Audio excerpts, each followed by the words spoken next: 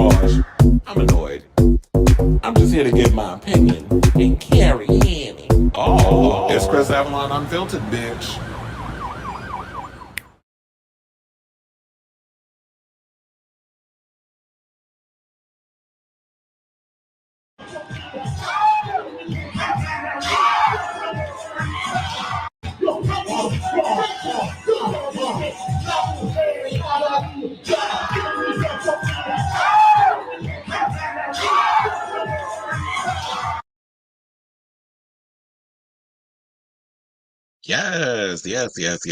Yes, everybody. Welcome to a brand new episode of Chris Avalon Unfiltered. I'm your host, Chris Avalon, and yes, welcome all of you to a brand new episode of Chris Avalon Unfiltered, a show where we basically talk about all the latest entertainment news, celebritydom, hot topics, all the things that's going on in entertainment. We talk about it on this here show. I just realized I left my phone. So I'm going to be phoneless throughout the damn show. So it is what it is. Y'all have my focus. So yeah, we got a lot of tea to spill. I think we have like some news some breaking news that just came out literally an hour ago. We got another person in the world of entertainment, hip hop, music, R&B, someone that produced music for the likes of Beyonce and Rihanna, aka The Dream, is the latest one to be pulled into this whole sexual assault allegations. So somebody who was a former protege done came out and said that. So that's going to be the big topic. That literally just broke about an hour ago. So I have that. We're going to talk about it. Plus, we're getting another Predator movie. That might be the guy who did Prey. So we're going to talk about that. That news just came out today. Plus, we're going to talk about this tea about Adele clapping back at a concert attendee who's made a anti-pride, I guess said something anti-pride, and then she went and chastised him or whatever. People are saying that's not what he said. Some people saying they heard what they heard, and he said what he said, and they believe he did say it. So we're going to talk about that. Plus, Cyndi Lauper is retiring. I don't know why, but she's retiring. So we have that. Plus, we got news on this Madonna biopic. It is back on. We even know when it's going to start filming. So we're going to talk about that because that just came out too. Plus, we got tea on Megan Thee Stallion. We got tea on Method Man. Somebody he is never doing Summer Jam again because it was a hot ass mess. And I could have told him that because Summer Jam ain't been summer jamming for years. So we're going to talk about that. Plus, we got some more J-Lo news. You know, she's desperate to save this marriage to Ben Affleck because she doesn't want to come out here looking like, I was like, what is that, my too? Looking like a straight up failure. I mean, girl, we knew that marriage was going to last. Well, I did, but nevertheless, we're going to talk about it. Plus, it seemed like she's rekindled her relationship with Leah Remini in the process. So at least it's a good thing that came out of it. Well, I feel like something's in my damn tooth. Well, I was eating. But anyway, plus, Alec Baldwin's getting in the world of reality TV. I'm gonna tell you why I don't think it's a good idea, but we'll talk about that. Plus, there's a lot of tea coming out about the Housewives and Bravo season 14 reunion's been canceled due to low ratings. They're trying to, save face and say that the ratings are strong, but if it was strong, y'all would be giving them a reunion. So we're going to talk about that. Plus, Andy Cohen Anderson Cooper said that Andy is paddling really, really fast under the water to keep his career afloat. So we're going to talk. I'm like, well, damn, if that's your good Judy talking like this, I wonder what your enemies be saying behind your back. So we're going to talk about that. Plus, Kyle Richards is throwing shade at Lisa Vanderpump because Lisa Vanderpump was throwing shade at her marriage to Mauricio Umansky. And Elon Musk apparently is allowing he's updated the guidelines in regards to people who do super happy fun time programming. So apparently they said that porn is officially allowed on Twitter. But I'm like, I don't know if Elon been paying attention to his situation over there at the Twitter, because I don't call it other name. Or at this point, you might as well just call it Triple X. But porn been popping over there at Twitter. I can't even open up my damn Twitter and scroll through without somebody getting their cheeks clapped. So we're going to talk about that. Plus, Don Lemon is defending his relationship because people apparently have a problem with him being married to a white man. I don't know why it's such an issue with the whole interracial thing, but we're going to break it down because I think I have my theories on all of that. But anyway, let me hit my banner before I forget. Please do me a solid and hit that like button, that subscribe button, that notification button, so that way you know when we go live with a brand new episode of Chris Avalon Unfiltered. I do all this rambling, so that way it gives people a moment to the algorithm to start algorithming, so that way people see I'm on and they can come in the chat and say what they're gonna say. And I say I got 3 comments, so please hold. Oh, Robert is like, I'm getting sick of. Oh, you going to see Cyndi Lauper? I just fear she needs to move to a theater. I wish these acts aren't afraid of not doing arenas. I mean, here's the thing. Cyndi Lauper is a legend, so she could do I think she could do arenas. She might do well. I mean, there's only a couple of days, I think. Well, I don't know. They said they're going to add things on or whatever the case is. I do think that Cyndi Lauper could sell out an arena. She won't have a problem selling Madison Square Garden. New York is her hometown. She's not going to be like J-Lo and do multiple dates. One will be enough. So we'll see how that does. But yeah, the Paula Abdul Alaska thing. First of all, I don't know anybody in Alaska that would listen to the likes of Paula Abdul or even a Janet Jackson or even a Madonna. Madonna has never, I don't think, toured Alaska. Who the hell is up there except the Sarah Palin types and men that I guess frack a lot. I'm surprised RuPaul don't live there as much as he like fracking. But I guess what is it? Wisconsin, Wyoming, where the fuck he lives? Somewhere with a W. um the fracking be fracking out there. So, hey, Victor Yates, my good old Judy, she's in the building. But anyway, it's an adult yeah, oh yeah, and then I've noticed that with Twitter, they've been doing a whole bunch of. They'll put cover things over it. We had to cover I don't remember what it because I just be scrolling through or whatever. I'm like, child, get off my line with that because they do it on mine and they do it on other people's stuff too. Like I'll be like, why y'all got this stuff blocked? First of all, and it's about it's for the children. I'm like, first of all, kids should not be on Twitter. Kids should be on a lot of things, yet they be on it. And so, yeah, adult content has always been on Twitter. So I don't even understand why it's a big deal. I'm talking about Phoenix. Well, I don't know if I don't know if she could sell out Arizona. Are there enough gays in Arizona? I will say my friend Miguel actually lives in Phoenix. Now he lives in New York. He's been out here for a while though.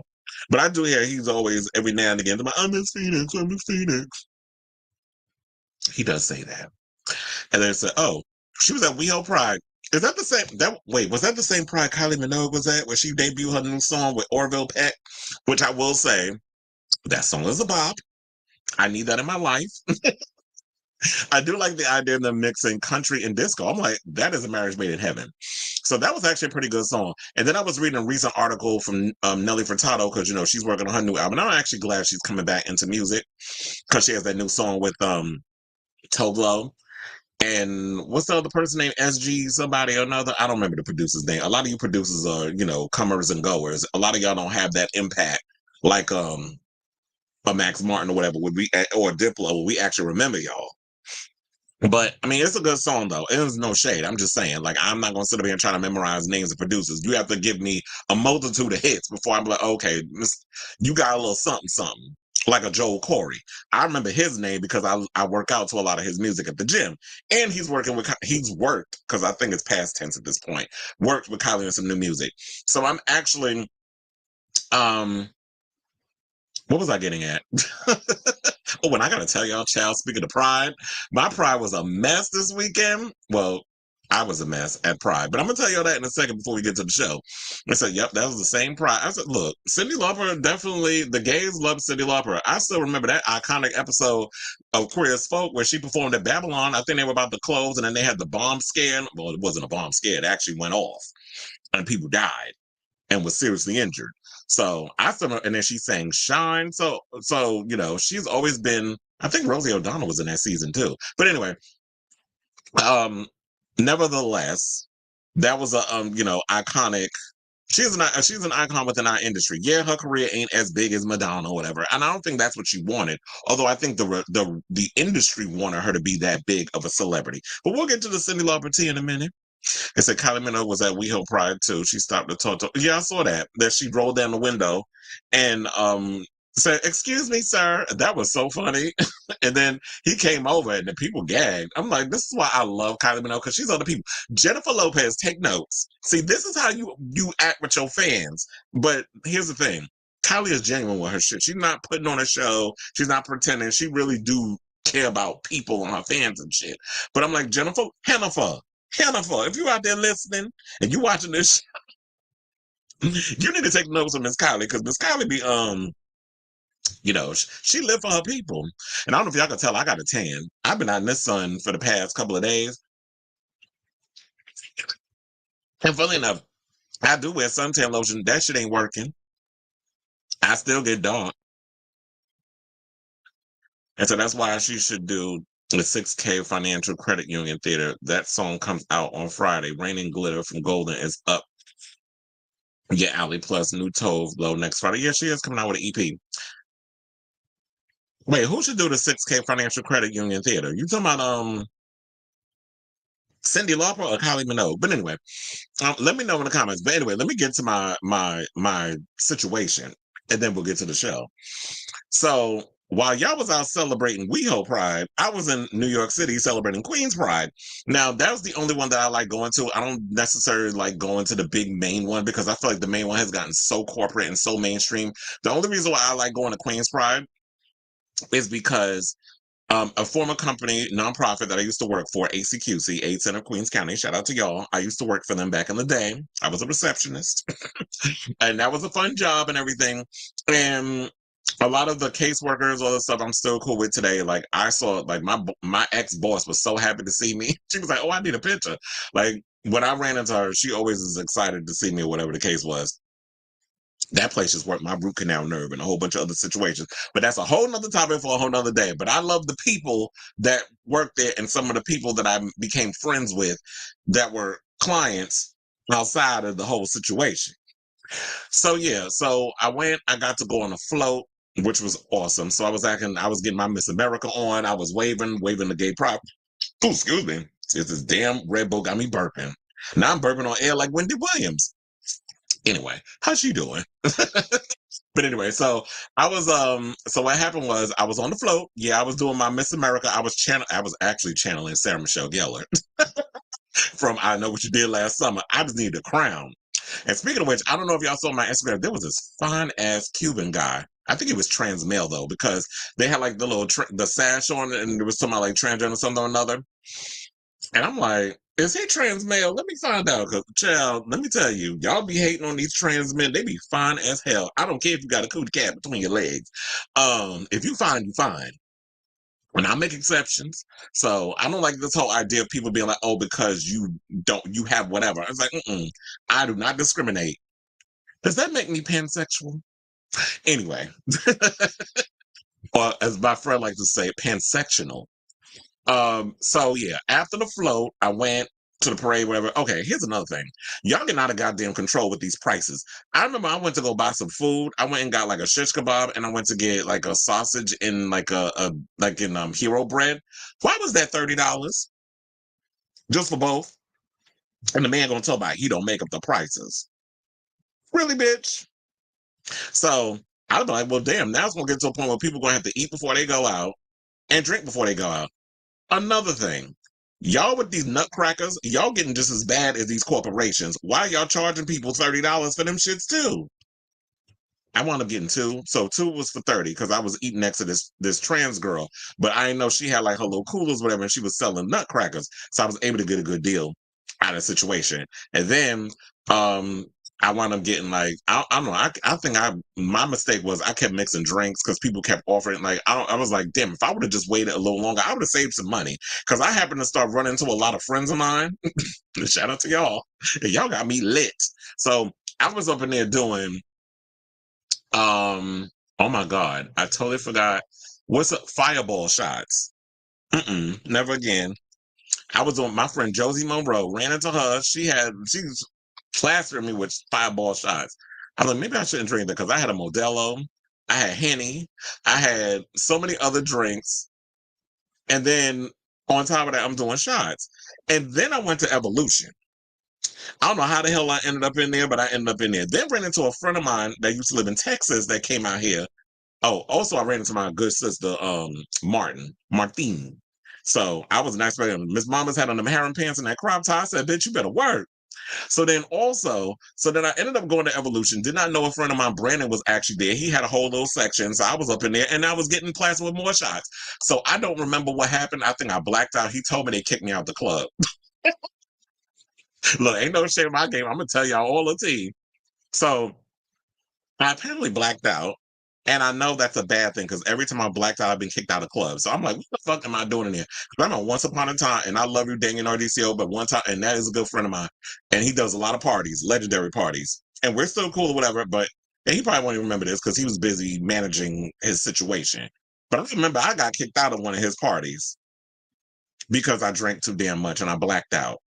But I didn't think I was drinking so much. And I think it's probably because I hadn't drank in so long. So I did like, it was just like party. Like I was just partying so much and people was offering me drinks and I didn't want to turn it down. And yeah, I did run into a lot of people that recognized me. So shout out to y'all. Even one of my friends, Miguel, was like, oh, I saw you and you walked past me and I said hello. I'm like, I did. I mean, I walked past, like, I don't remember nothing. After I was in Evolution and I had all them drinks, I don't remember shit. Well, I do remember throwing up on the train though. So I'm sorry for y'all that had to witness that in the car. Got off. I think what happened was I passed out in the train station and woke up. I'm like, wait a minute, it's 11 o'clock. Took my ass home, slept 2 hours because I didn't get home till 3 in the morning. I don't know what happened. I had to get up literally at 5 to go work a cricket match, which I had to be there at 6:30 in the morning. So I don't know what the hell happened. I don't know how I made it. Baby, I made it. I made it. I don't know how I made it, but Chris was a mess. See, I've been trying to tell y'all, like, I know how to have fun. I know how to dip in and do it. But then I felt it the next day. One of my friends actually my friend Martin actually messaged me. He was like, are you okay? Like, did you, he said, are you feeling it? I said, I most certainly am. I don't know how I did it and I made it through, but I don't know how I made it through the wilderness, but somehow I made it through in the words of Madonna. But yeah, I was a hot ass mess. I don't know if I'll be drinking like that ever again, but I'm probably gonna be like my other friend Maverick, where he says, I'm never drinking again. Then the next day he literally out there like getting liquored up to the point where he's gonna be Ben Affleck in rehab or some shit. But that was me. Then, now, and tomorrow. I don't know when the next Pride I'm gonna go to. I don't know if I'm doing the main one. Because I'm a little nervous about that, especially what's all doing with this whole political situation, this political climate. And I feel like not a lot of people, and what I love about Queen's Pride, it's still like a good kept secret, and like not a lot of people know about it. It's always the first Sunday of June, but not a lot of people know about it. I love the neighborhood because it's like a lot of South American people. It's like a lot of Mexicans, Ecuadorians, Colombians, that whole ilk. If you go to the Bronx, that's when you get all the Dominicans, Puerto Ricans, all that other stuff. But in Jackson Heights, Queens, you're dealing with a lot more of like the more indigenous looking men, which I actually kind of prefer. I like my little indigenous menses. And they was definitely out and about. There was a lot of people walking around with jock straps and shit. I was like, okay, that better work. But yeah. So that was my day. And there's that. So yeah, I don't be spraying just celebrity tea. I spray my own tea too. How much do you become relatable? But anyway, so it said Kylie fans stood by her through a dark period in her career, Impossible Princess era, and her breast cancer scare. Well, yeah, because it's like breast cancer you can't really help. And one thing about Impossible Princess is like what I love about Kylie is that she took a risk. It didn't work, and we're forgiving in that manner. So you were talking about Cyndi Lauper. It said, when I go to the parks, I get what I call a Disney tan. I think I might have gotten me a Disney tan. And so it said, I usually do. Yeah, that's what I should have did. I didn't. The fact of the matter was like, when I got home, because I worked a double, like I did. Oh, so that's what happened. So it was like, um, I worked a cricket match, which was all the way out in Long Island. Then after that, I had to take the Long Island Railroad all the way into the city because I had to work a K-pop concert. Child, I cannot with them K-pop peoples. First of all, the English is Englishing, so it's like it's scripted. The way they be talking about, and there's a lot of I forget what TXT I think is the name of the K-pop group. Cute boys.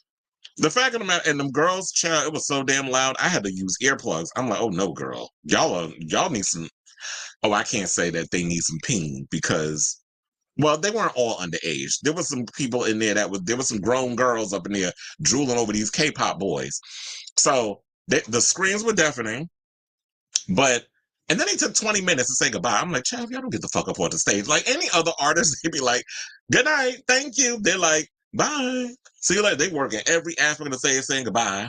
Then they want to talk about they moas. I don't know what the fuck that mean. I don't know if it mean fan. I don't know if it mean whatever. But they were talking their little broken English, which you could tell was scripted. And then there was a point where they spoke Korean and they had to be translated. But they had some bops though, and they definitely was giving choreography. So shout out to the K-poppers and the K-pop artists, because y'all definitely be working hard. See, and that's why I wish that these new generation artists, they need to put y'all through the ringer like they do these K-pop kids, because I feel like they're being trained the way that artists that I grew up with, like we're all in the same damn age range, the way that NSYNC and Britney Spears, all those type of artists, where they went through full-on rigorous training before they was put out into the world to perform.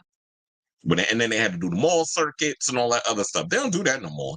Now they just throw y'all out there, be like, good luck, and don't fuck it up.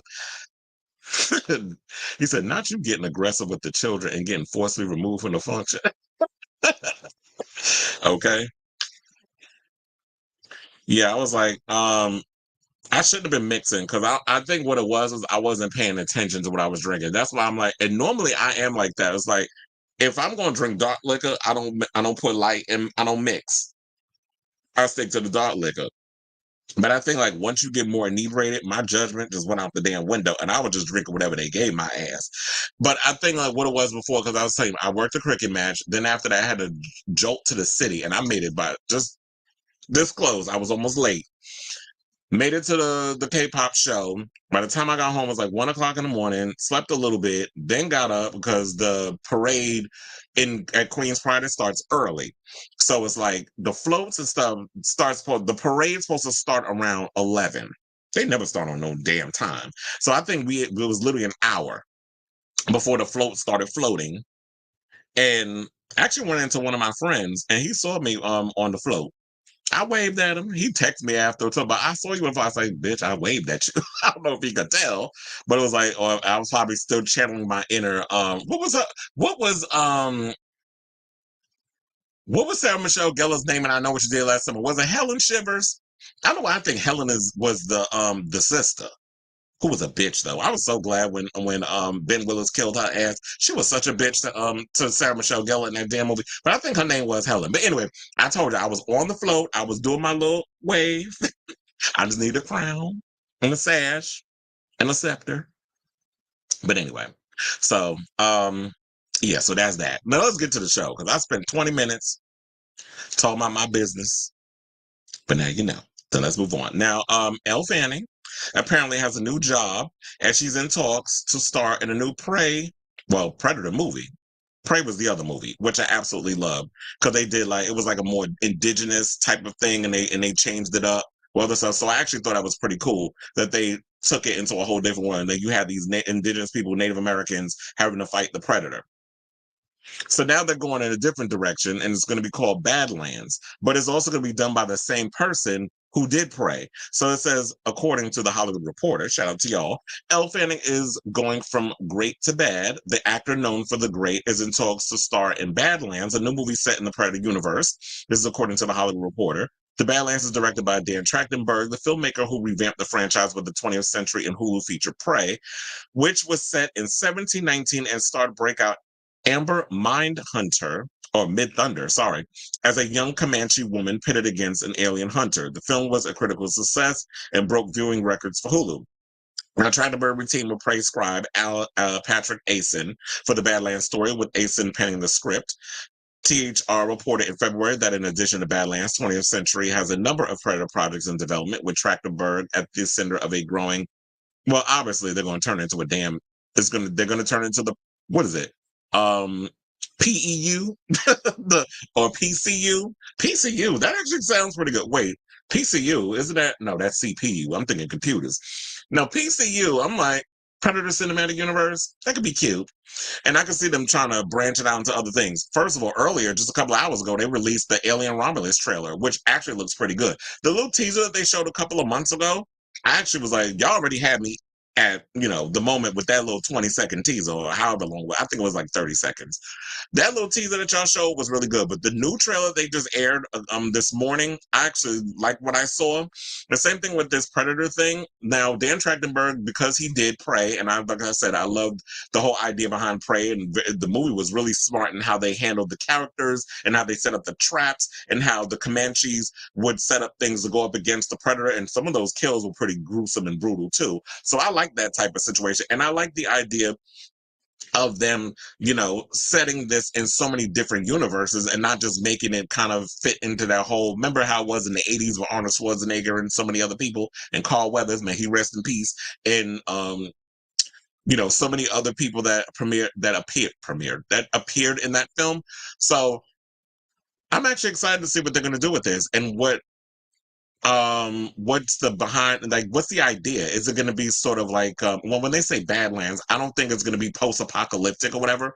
I don't know, for some reason I'm thinking it's going to be in an era of maybe the 1800s, where it's like cowboys and maybe cowboys and Indians or something like that. Or maybe it's just like, you know what, they're picking a lot of gunslingers who's going to go up against the Predator, and how that fits in that world, the Wild West. So if they kind of take more of a Wild West approach, I'm kind of curious to see how that, it could be like Yellowstone, in the Yellowstone era of the Predator, and how he uses them gadgets up against, their little, as I like to call, when you stick the 6 bullets in the revolvers, I always call it a stagecoach gun. My father used to get mad when I used to call it that, but I would do that to be funny, because I would always say, like, when you have those heavy ass revolvers, I'm like, that's a stagecoach gun.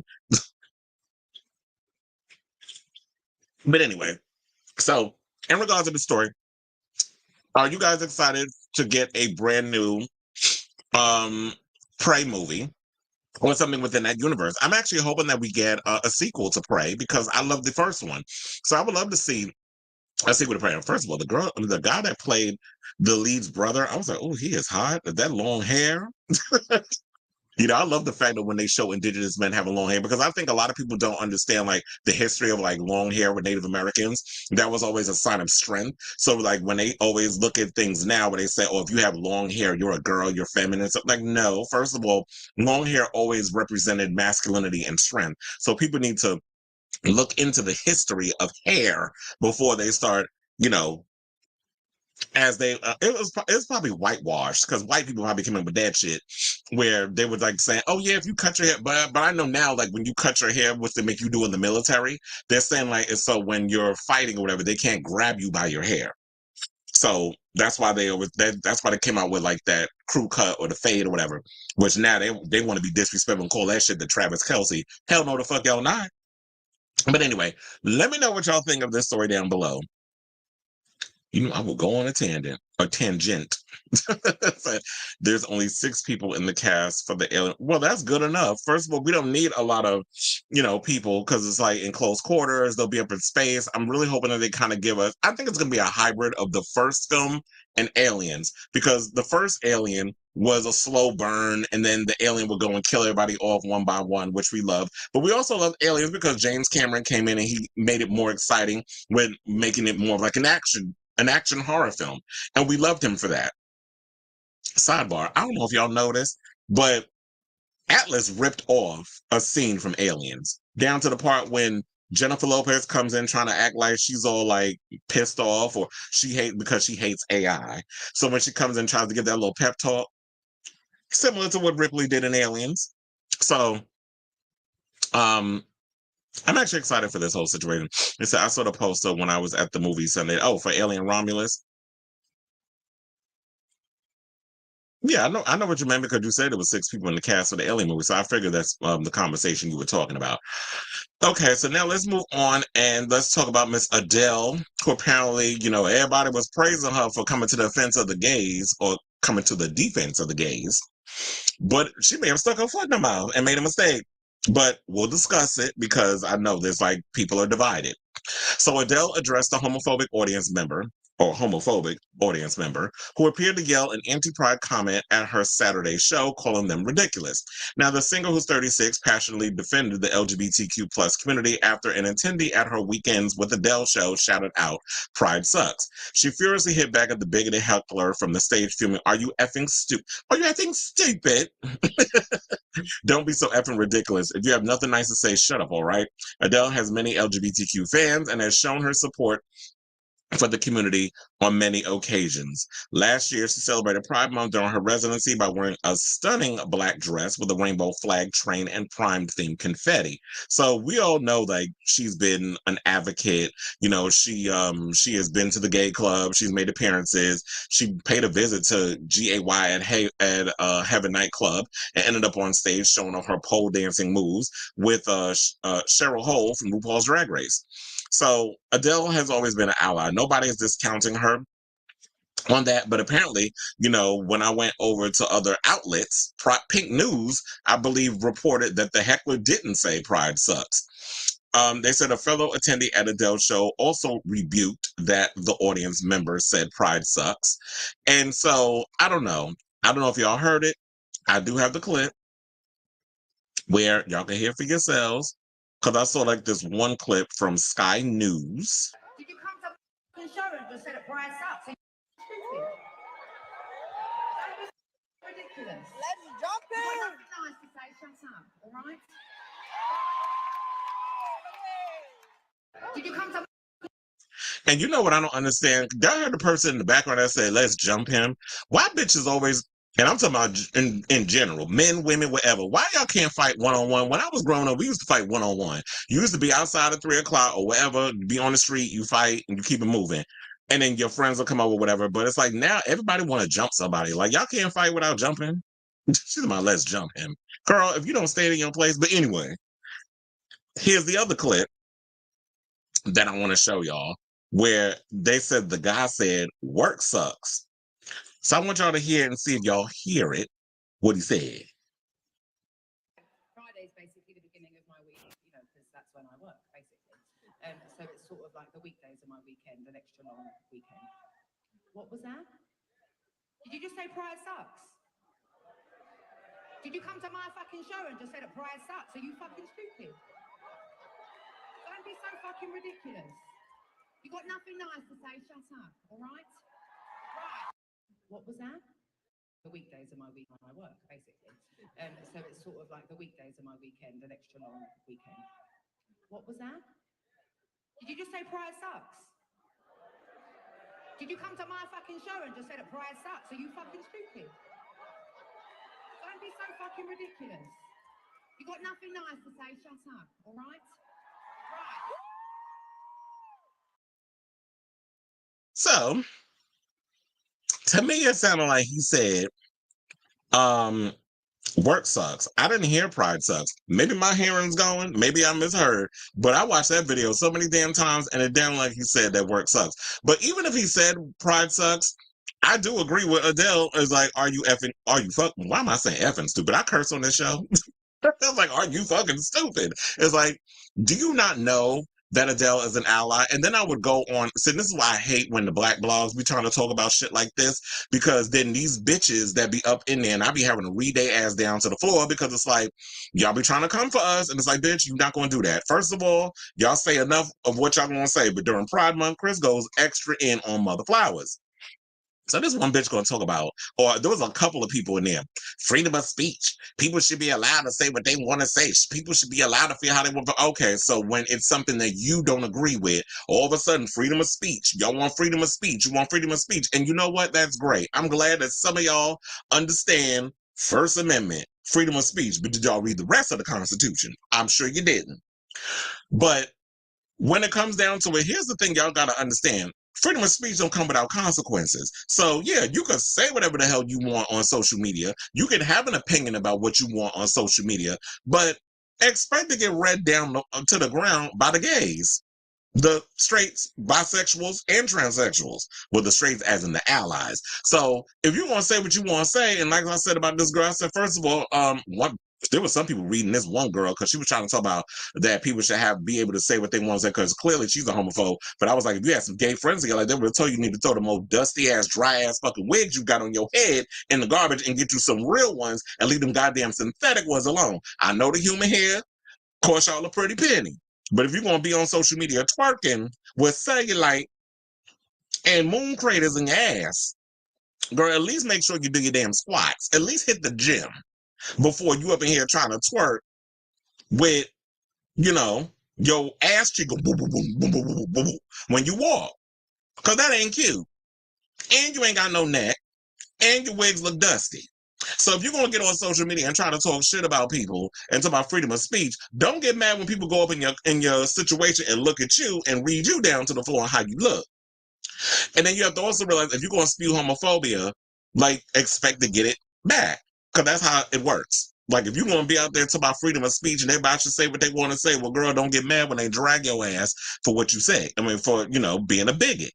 And I don't understand why people think just being on social media, that gives you license to be ignorant. Like, if you don't agree with something, scroll on by. Like, I saw there was this one guy, first of all, your hairline was far back like Stephen A. Smith, trying to read because this little boy was on social media wearing his mother's pumps, which I thought was cute. He was dancing to Gasolina in a pair of red pumps. I'm like, the kids don't understand nothing about gay and all this other stuff. They see something, they kind of play around with stuff, and they're using their imagination. It's always the adults that want to put things on children to make them feel ashamed. So you're going to read a child. I cussed his ass out, but I had to block him before he tried to get me kicked off social media. But everybody was in the comments agreeing. So, look, this problem, I'm going extra hard. So if y'all see me up in the comments reading people down to the floor, don't get upset because that's the way the world works. It's like you can't be out here spewing bigotry and all this other shit and thinking it's cute and nobody's going to drag your ass because you will get read. Just be prepared for it. Y'all better have a thick skin. Just like a lot of us out here got to have a thick skin because we put ourselves out here to be ridiculed, criticized, or whatever the case is. And y'all think y'all got hide behind y'all computers spewing ignorance that you're not going to get it back. So so I say all this to say, did y'all hear what the guy said? Did you think that he made an anti-Pride Month comment, or was this just a misunderstanding? Let me know in the comments down below. Okay. So,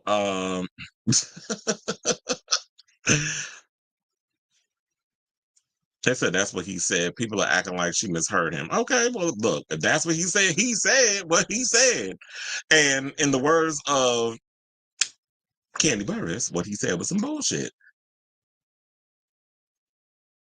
I heard pride sucks. Well, it does suck. No, I'm just playing. If it sucked, my ass wouldn't have been at Queen's Pride on Sunday. As a joke, sometimes I call it gay shame. Happy gay shame. Hey, Celine Dijon. I told you I love a drag queen who got a pun for a name. Yes, not cellulite. Okay, they said he said pride sucks. I just saw a video of his fat ass going to jail.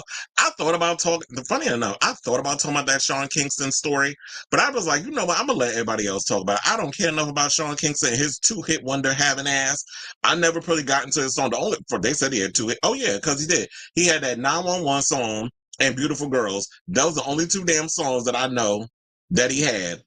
I ain't like Beautiful Girls. I hated that damn song. I hated that song just as much as I hated anything that came from Brian McKnight. But I did like that Fire Burning on the Dance Floor track. But and Sean Kingston, I'm like, yeah, of course. I'm like, nope, you shouldn't be surprised out here pulling stunts and shows. You think he gonna make a living over two damn songs? So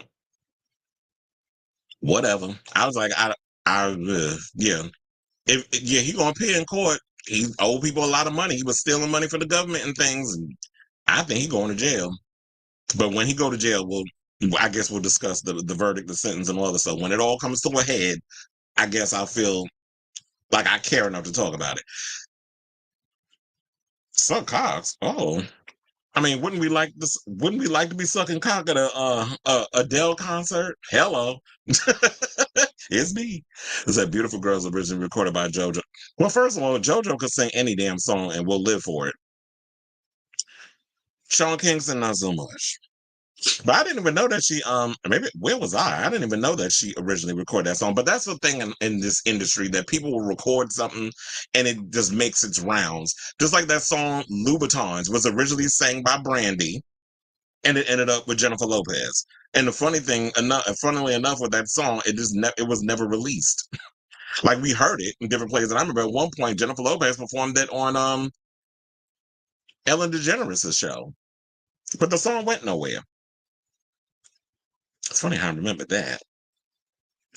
Anyway, let's move on. Let's talk about Miss Cyndi Lauper since we was talking about her earlier.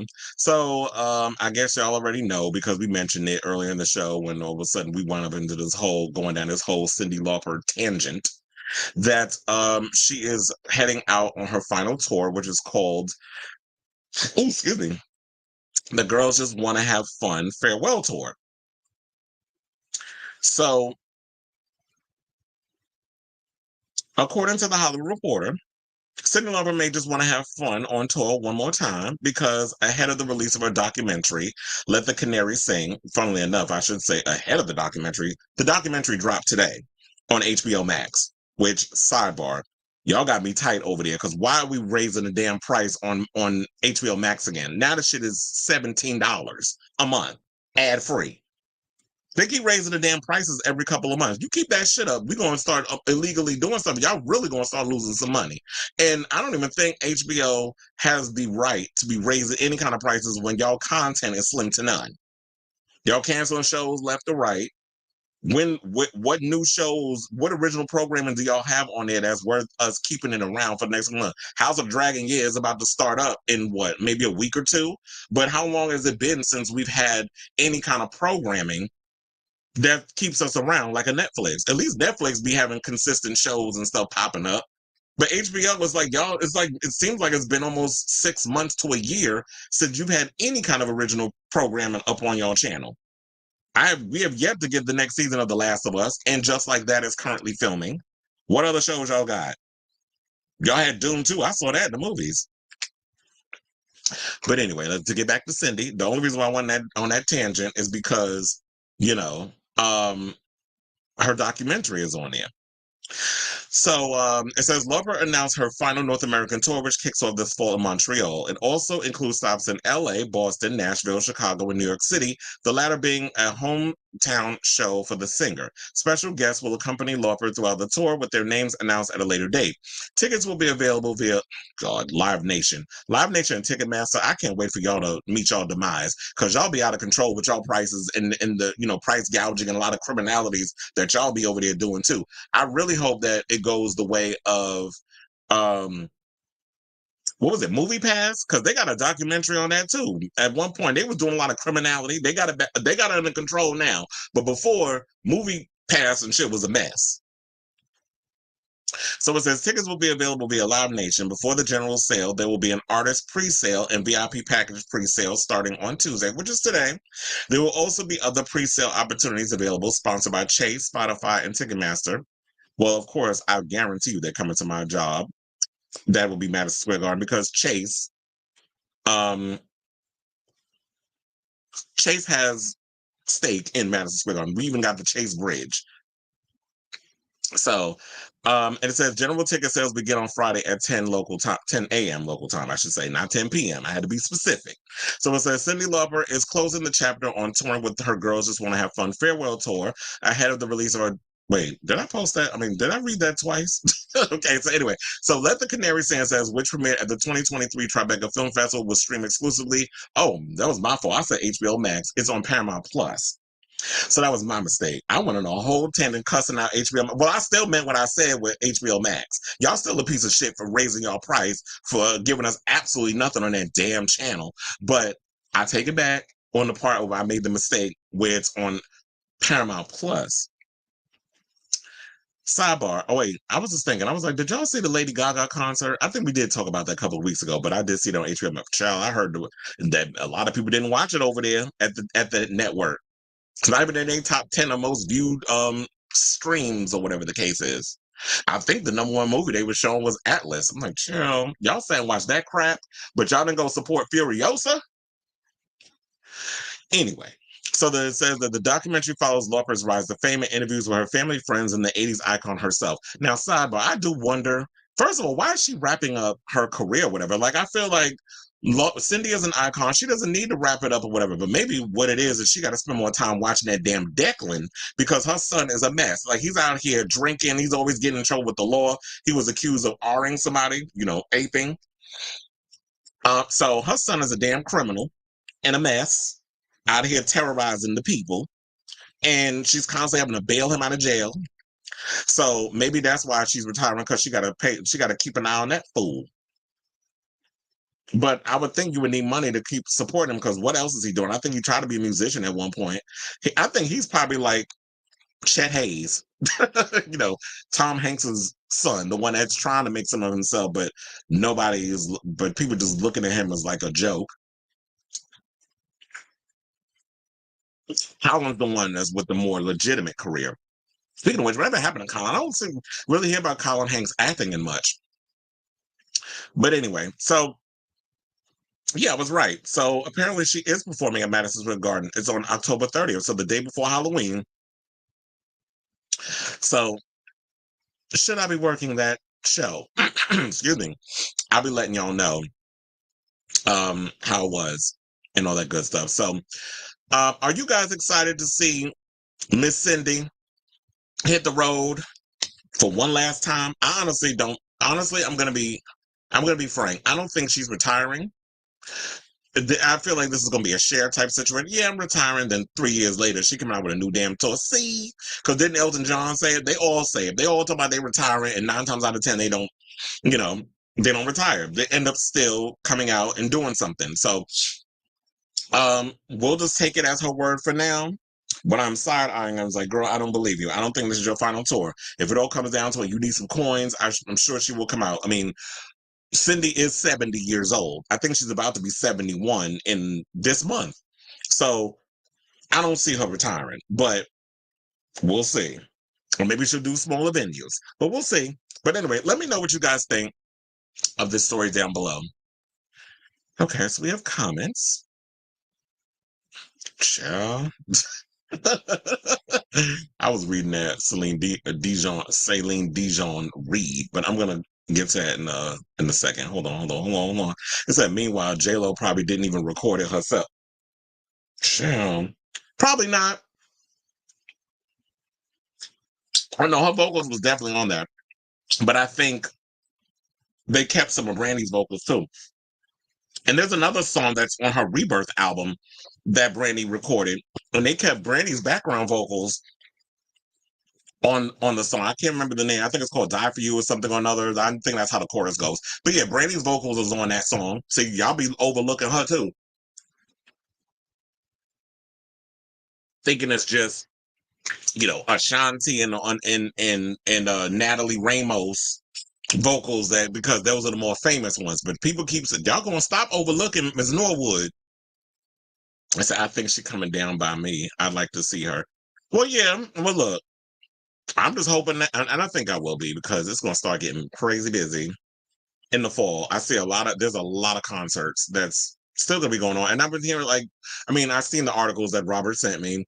Yeah, there's a lot of people that are dipping out of concerts. They're misdoing.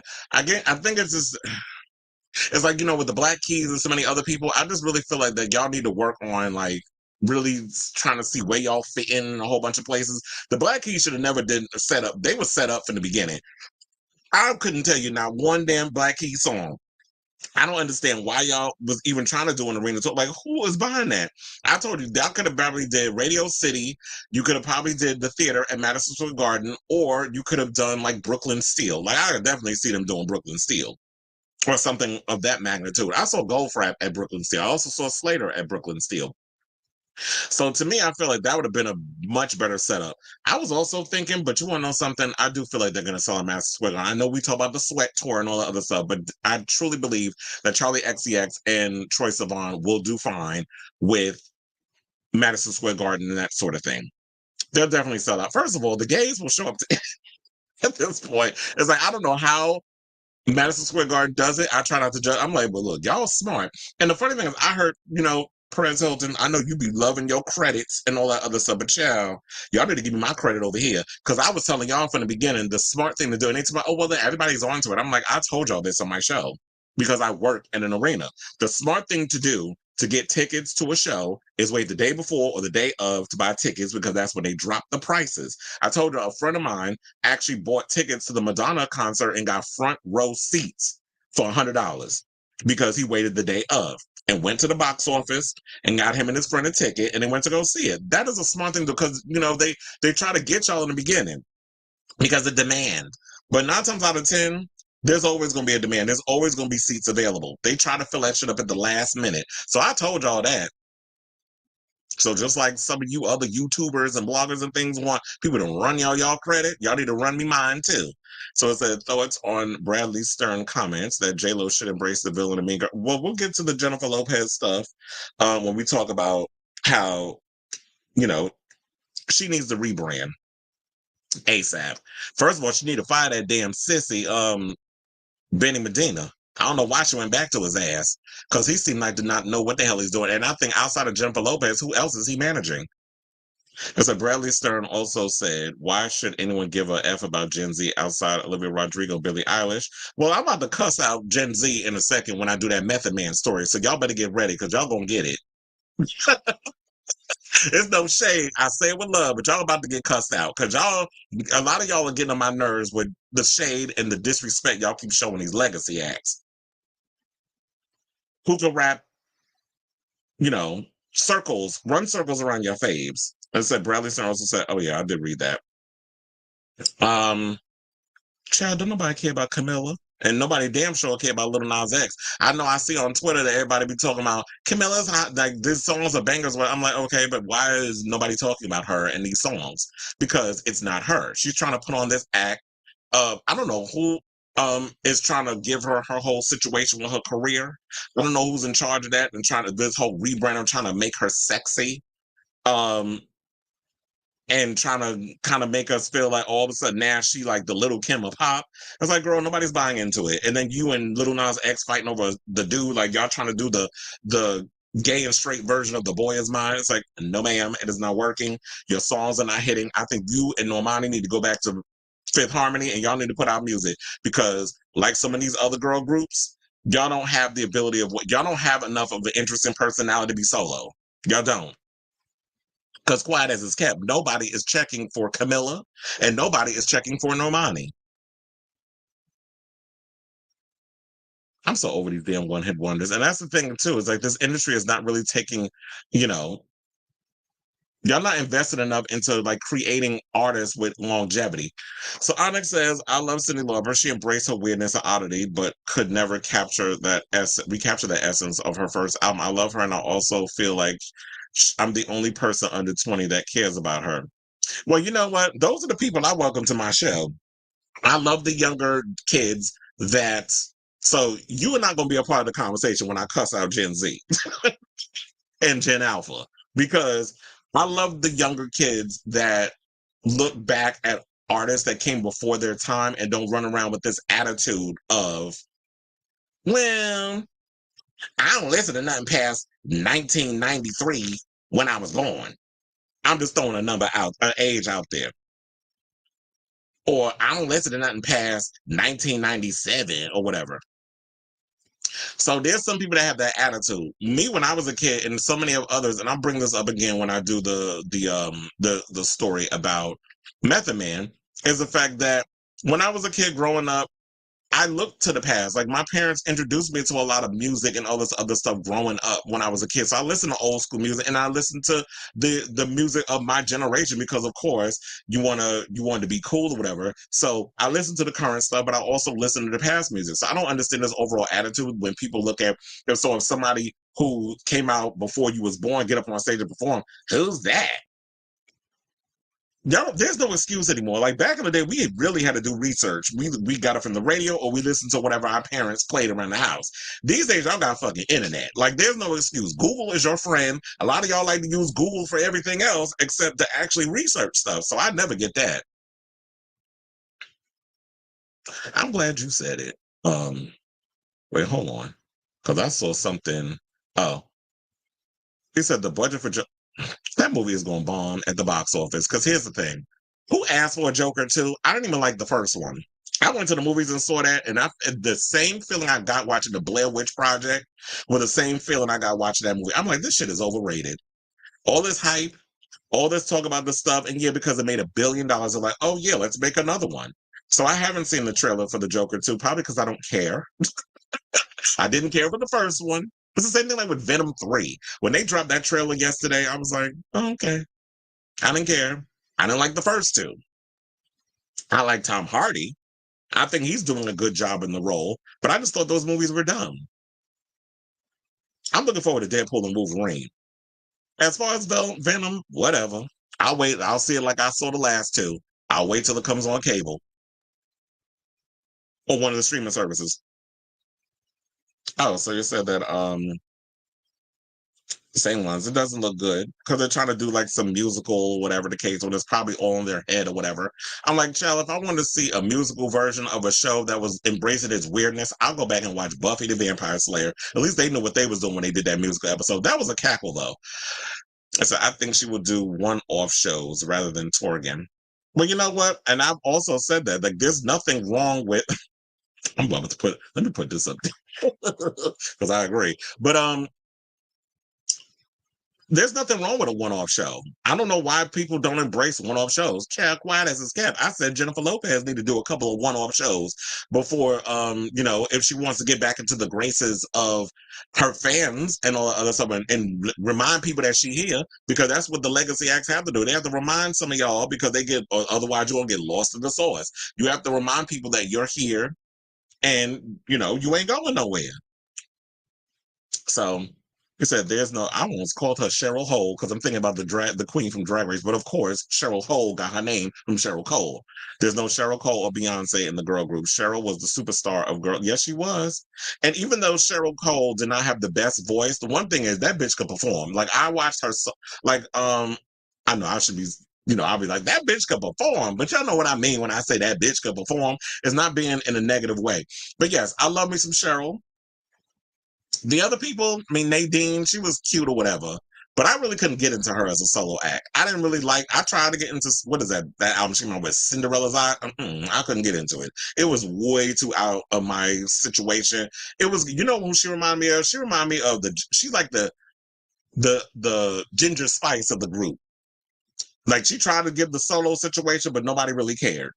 But Cheryl definitely had the bops.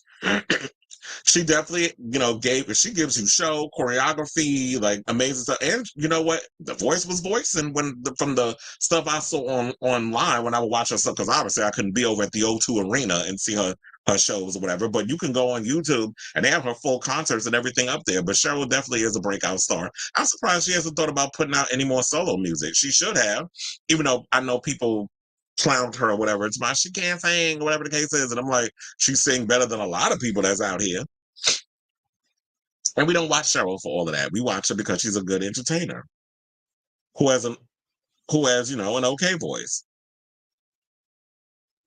Oh, so y'all both go, and that's why I said that the good thing about the generations is that you have those different generations of people, and that's what I think is going to show up to Cyndi Lauper. It's not just going to be people 40 and up or whatever. I think there's going to be a lot of younger kids that be like, oh yeah, I grew up because my parents played Cyndi Lauper. My mother played Cyndi Lauper when I was growing up. My mother played Madonna. My mother played Tina Turner. My mother played all these, Rick James and all these other artists. She was more the cool one. She played all the funky stuff and the pop stuff. I listened to freestyle, listened to all that other stuff when I was growing up because I'm a child of the 80s.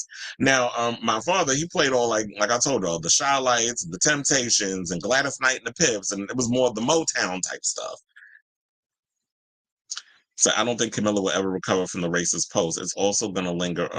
It's always going to linger around her, and a 5H reunion with Normani would just be awkward. And Normani clearly doesn't She doesn't, even though they all try to put on that fake ass united front.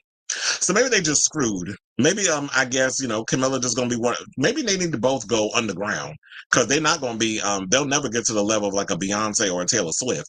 So I just feel like that, Camilla and Normani are probably one of those girls that's just gonna be doing Radio City type spots for the rest of it. Because if they think they're gonna sell out Madison Square Garden, I got a couple of, houses in Boca Raton to sell y'all. And I don't know shit about real estate. So there's that. When I was in fifth grade, a lot of my friends loved the Beatles or what their parents. I mean, I listened to Beatles too, but I told y'all the only reason why I knew about the Beatles is because when I was a kid and my mother would put on like Hot 90, what was it, Hot 103.5, which actually was like Hot 97 before they switched it over. And then they made more or less like it was the KTU became, Hot 103. But I remember one point it was something else. They wound up switching or whatever. But anyway, so I would listen.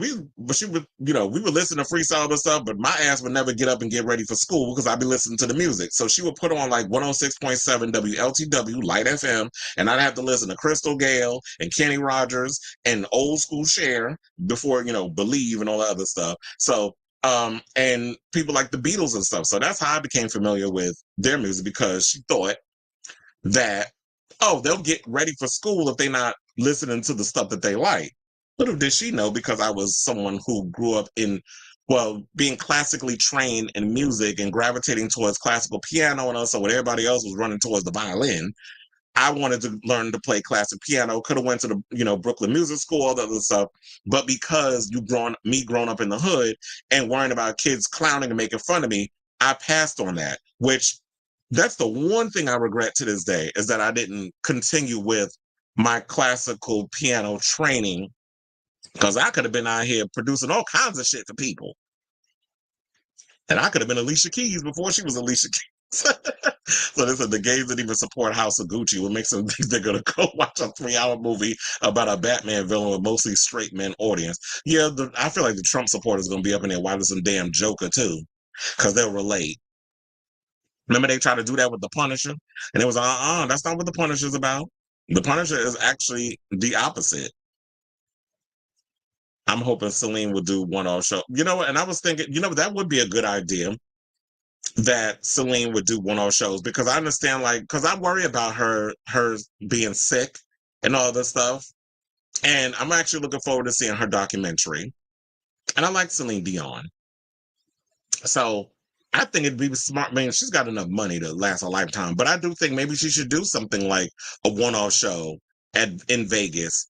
Or maybe she should do like Adele, weekends with Adele, right? So Adele only worked the weekends, her lazy ass. So she was like, you too damn young to be this damn lazy, sis.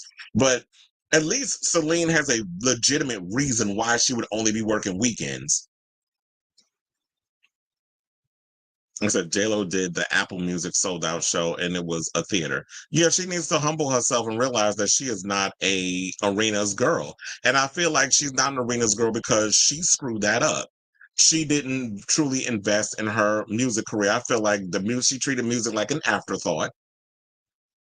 And she never really invested in her career as a musician. I felt like, yeah, and it's so obvious if we look at it. The only reason why she jumped in the whole music business thing, because she was capitalizing off of the success of Selena. They were like, you know what? She may not be the best singer or whatever, but at least she's a good performer. We can just put a lot of bells and whistles over the vocals and make it all work or whatever. Now the technology is so great.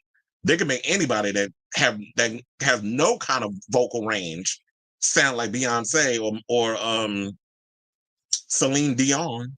They can make anybody sound good. Just throw the backing track up real loud, turn the microphone down real low, and get. That's the way it works these days.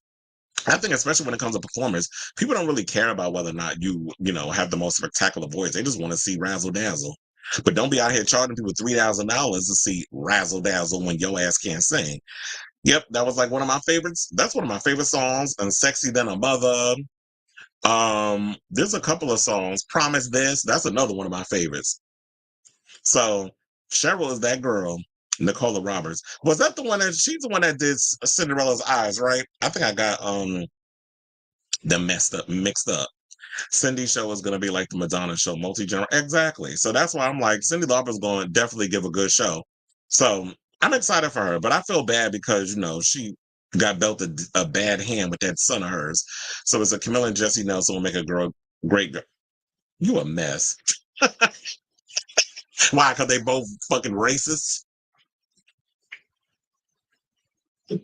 You got Jesse out here playing, Rachel Dolezal cosplay because she thinks she black with all that damn spray tan. And then you got Camilla with her mess.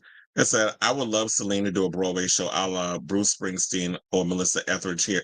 You know what? That actually would be a good idea because you know what? Well, you said Bruce Springsteen, but I'm thinking Billy Joel because I'm like, Billy Joel has a residency at Madison Square Garden. I even said Madonna needs to do that. Madonna, if you don't want to be torn or whatever anymore, New York is your home. I really feel like she should set up a little residency, sign a contract, because I forget how long Billy Joel's been doing. I think he's been doing it for 10 years, if I'm not mistaken.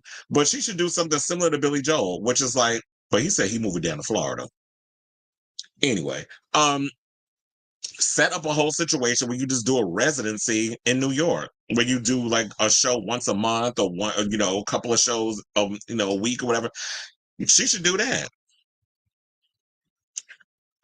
If she don't want to do Vegas, because I know Vegas is oversaturated. A lot of people don't want to do Vegas. So it says, I would love if her and Sony Music would go into the archives and issue a remastered albums campaign. Meanwhile, we still waiting for the Madonna reissue of her albums. What we want while she is, you got the tour you asked for. Now I want to do my own thing. Now, speaking of Madonna, let's get into her. So apparently we have tea on, I think we all pretty much figured that this was going to happen. We weren't necessarily 110% sure, but now we are.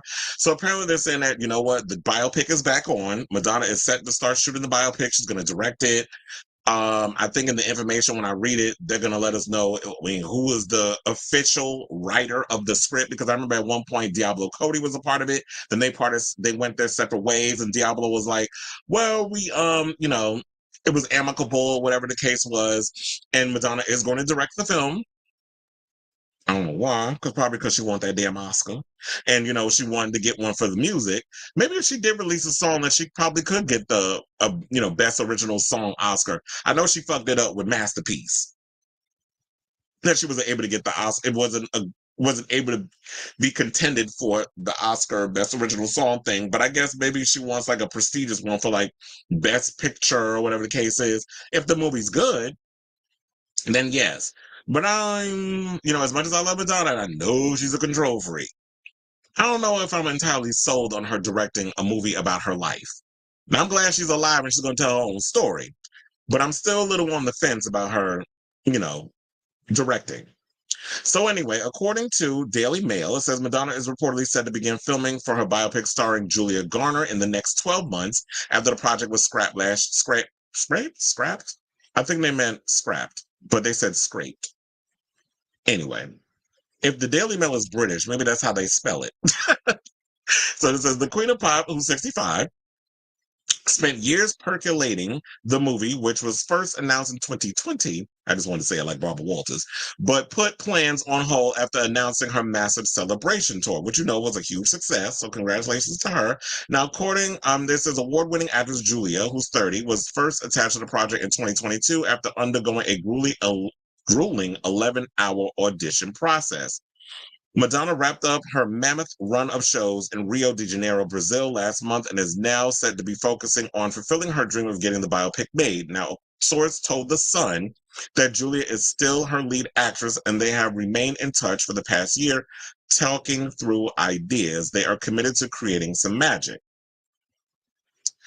Now, it also goes on to say that a range of secret meets are being organized with Universal Pictures to get the project nailed down, saying there is a lot of work with locking down the rest of the cast, arranging shoots, and completing the script, but the hope is that they can start filming in the next 12 months. The source added that Madonna has felt films such as Freddie Mercury's Bohemian Rhapsody and Elton John's Rocket Man paved the way for her film, but she wanted to ensure hers was more unique and dramatic. Now, Mail Online has contacted Madonna's reps for comment. Of course, they ain't said nothing. So they said in 2020, when the biopic was first announced, the singer said in a statement, "I want to convey the incredible journey that life has taken me on as an artist, a musician, a dancer, a lawyer, and a manager, an agent, and a chef." She didn't say all that, but it's a human being trying to make her way in this world. The focus of the film will always be music. Music has kept me going, and art has kept me alive. There are so many untold and inspiring stories of, and who better to tell it than me? It's essential to share the roller coaster ride of my life with my voice and vision. And it says that Universal Pictures announced a decision to shelve the film in January 2023 after the Queen of Pop revealed that she would be embarking on a 40th anniversary world tour. At the time, the US Sun reported that it was put on pause, because that seems to be the ongoing word now that Bravo coined that term, due in part to her insistence on having near total control of the process on top of her bizarre circus antics on social media. So I do wonder if she is back on with Universal Studios, does that mean that there was some sort of compromise? Because they're saying that she wants to have total control over the film, and I don't want people trying to throw out, oh well, they're doing that because she's a woman. It's like, no, I don't feel like, I feel like that artists should have control over their, their story and it being told and stuff.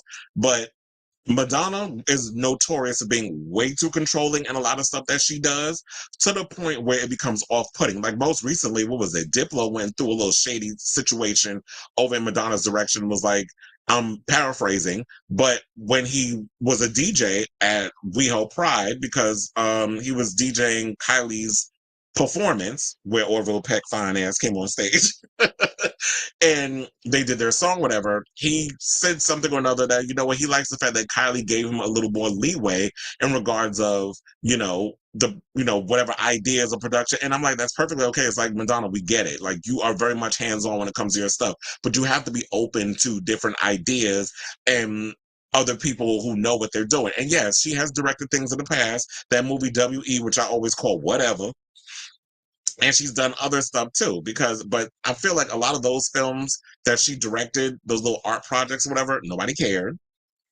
I couldn't, I don't know anybody that's seen them except maybe the hardcore Madonna fans.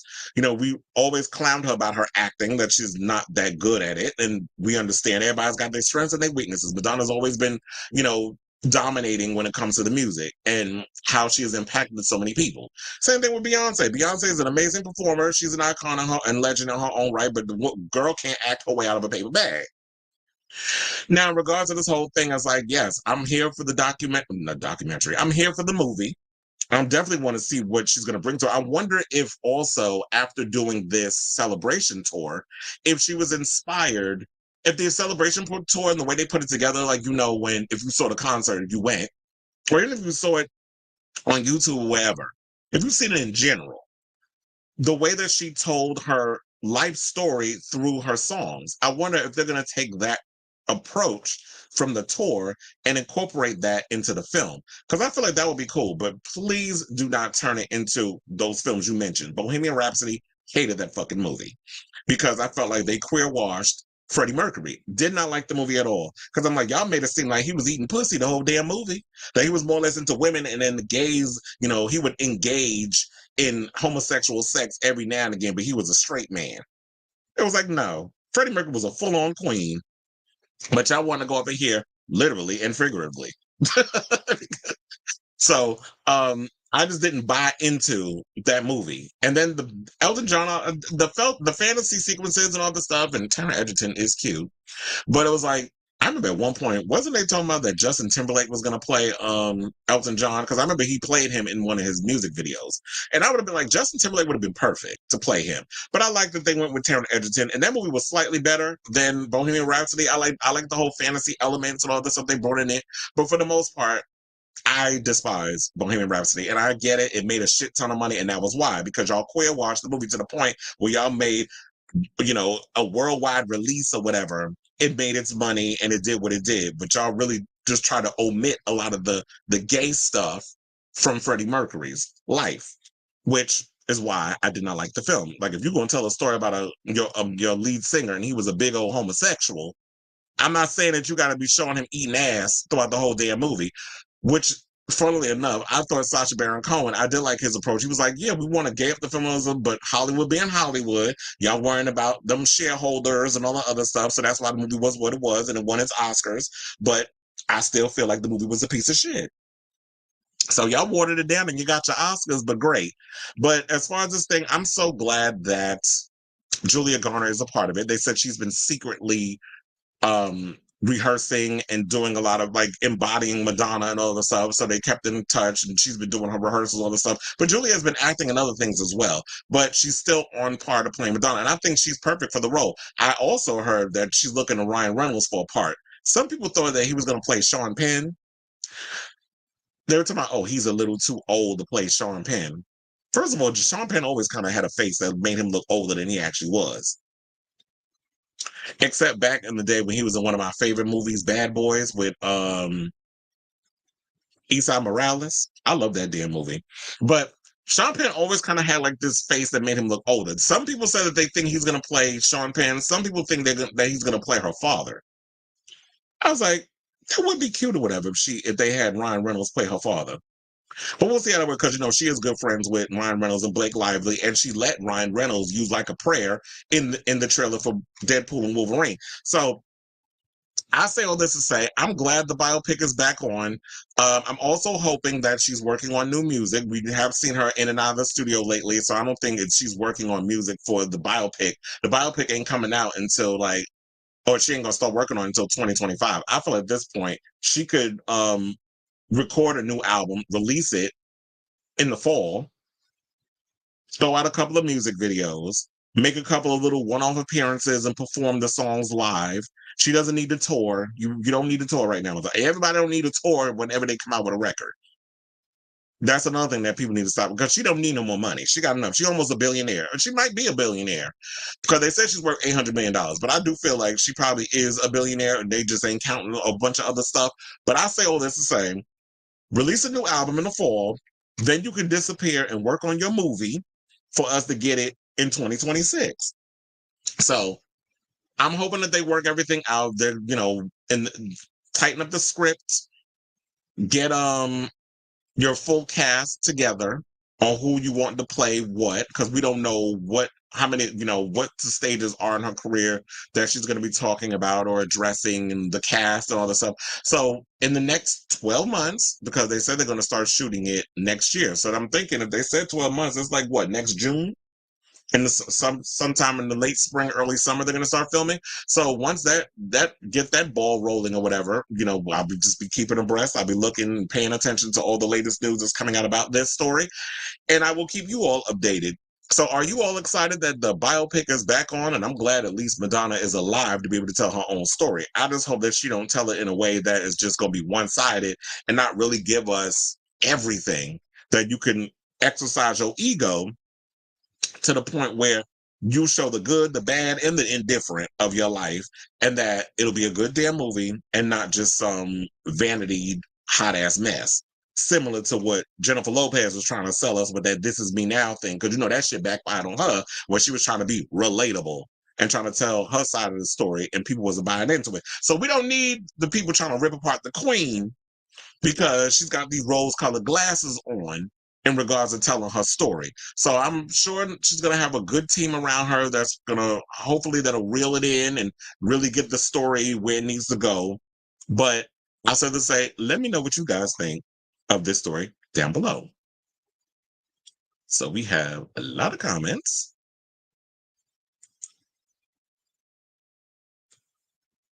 I said, who are you talking about regarding remaster? Are you probably talking about Madonna? I said, all I know is they better not butcher the bedtime stories of rail light era in this movie. Okay? Because I will tell you this. I feel like the first time I was able to buy a Madonna album with my own money was the Bedtime Stories album. That was the first time I was able to use my allowance to go where did I go? I went to HMV. Shout out to them. May they rest in peace. I just saw the other day when I was coming home from work that they got a Sam Goody out in Long Island that's closing. I'm like, damn, all the good music spots is closing. I didn't even know Sam Goody was still open. But anyway, so Yeah, Bedtime Story was the very first Madonna album that I was able to buy with my own money. And I wore that CD out. The movie had to be critically acclaimed, like Bohemian Rhapsody and the Elton John biopic, if she even wants to be considered by the big award shows. Well, here's hoping, but I just hope that that's not her whole goal is, well, yeah, I'm doing this because I won awards. It's like, girl, just tell your story, because I always feel like if you're alive, no one's better. No, there's nobody better to tell your story than you. If you're doing it for the awards and the accolades of your peers and stuff, you're in it for the wrong reasons. Because I feel like they still did her dirty during the Evita era. I'm glad she won her Golden Globe and all that other stuff, but she should have won an Oscar for playing Ava Perón. Celine Dion, instead of making new music, the archives will be plenty for the fans. The vault material on each of, well, that's all up to, what is it? She a part of, what label is she on? Sony? That's all up to them if they want to, they decide to do that. Because I don't know if Celine owns the masters. So, isn't Phil Spector in the R word? He was out here assaulting the girls. Or am I getting my Spector people confused? I think it is Phil Spector. But yeah, the dream out here assaulting people too. I don't think Beyonce gonna work with him after this. She should have left his ass a long time ago, because these stories about him been circulating for years. But anyway, it's like, I wish Madonna would. We're gonna get into that in a second. I wish Madonna would do a series like on Netflix or somewhere, because yeah, I do feel like that Madonna. But if your career spans 40 years, I don't see how are you going to make that. How are you going to squeeze all that into a 2.5 hour film?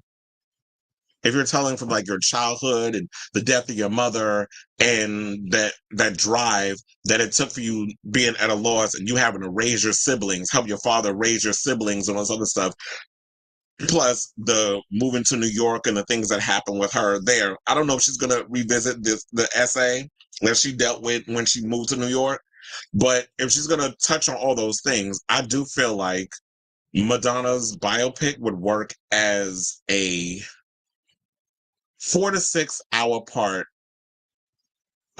series on Netflix or something or another. But she wants it on the screen. She wants to see her show, she wants to see her name in lights. She wants this big show to happen. So I don't see her wanting to go that route. God damn, I got a whole lot of messages.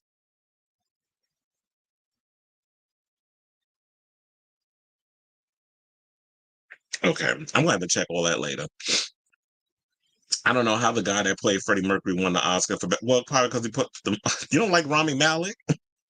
I like Rami Malek. I liked him on Mr. Robot. I almost forgot the name of the damn show. I did like him on there. And I guess because he put them fake teeth in his mouth and all the other stuff, he was able to, embody the role. And I like Rami Malek. Who's the other? There's another Rami. I think his name is Rami Yusuf. We had that show, Rami. And then he was also in that, damn, what was the name of that movie? With, oh my God, what is her name? Emma Stone. He was in that movie too.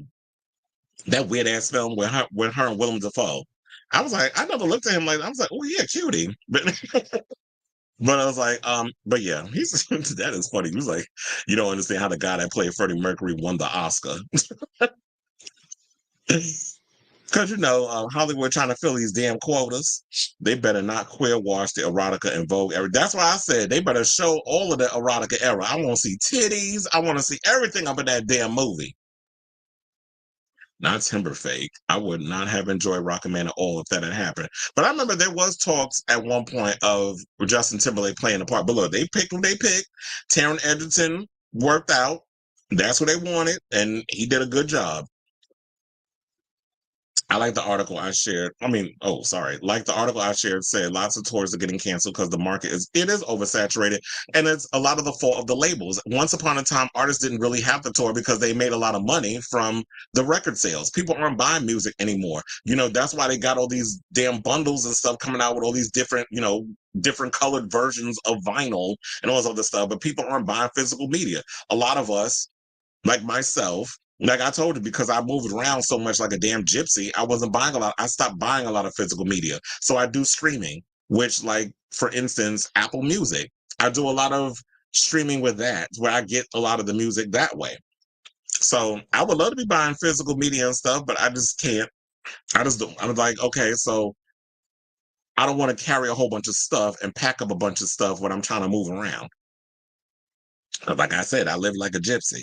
And so that's why festivals win, because it's 8 or 10 of the acts you love versus one artist. Well, maybe I guess it's probably gonna get to that point where now um maybe a lot of these artists that don't really do well in arena settings or whatever, y'all should look more into festivals, and they need to bring more festivals to it. But the problem with these festivals, like the Coachellas and all these other ones, is that y'all be out here still doing the same damn thing that a lot of these other tours do.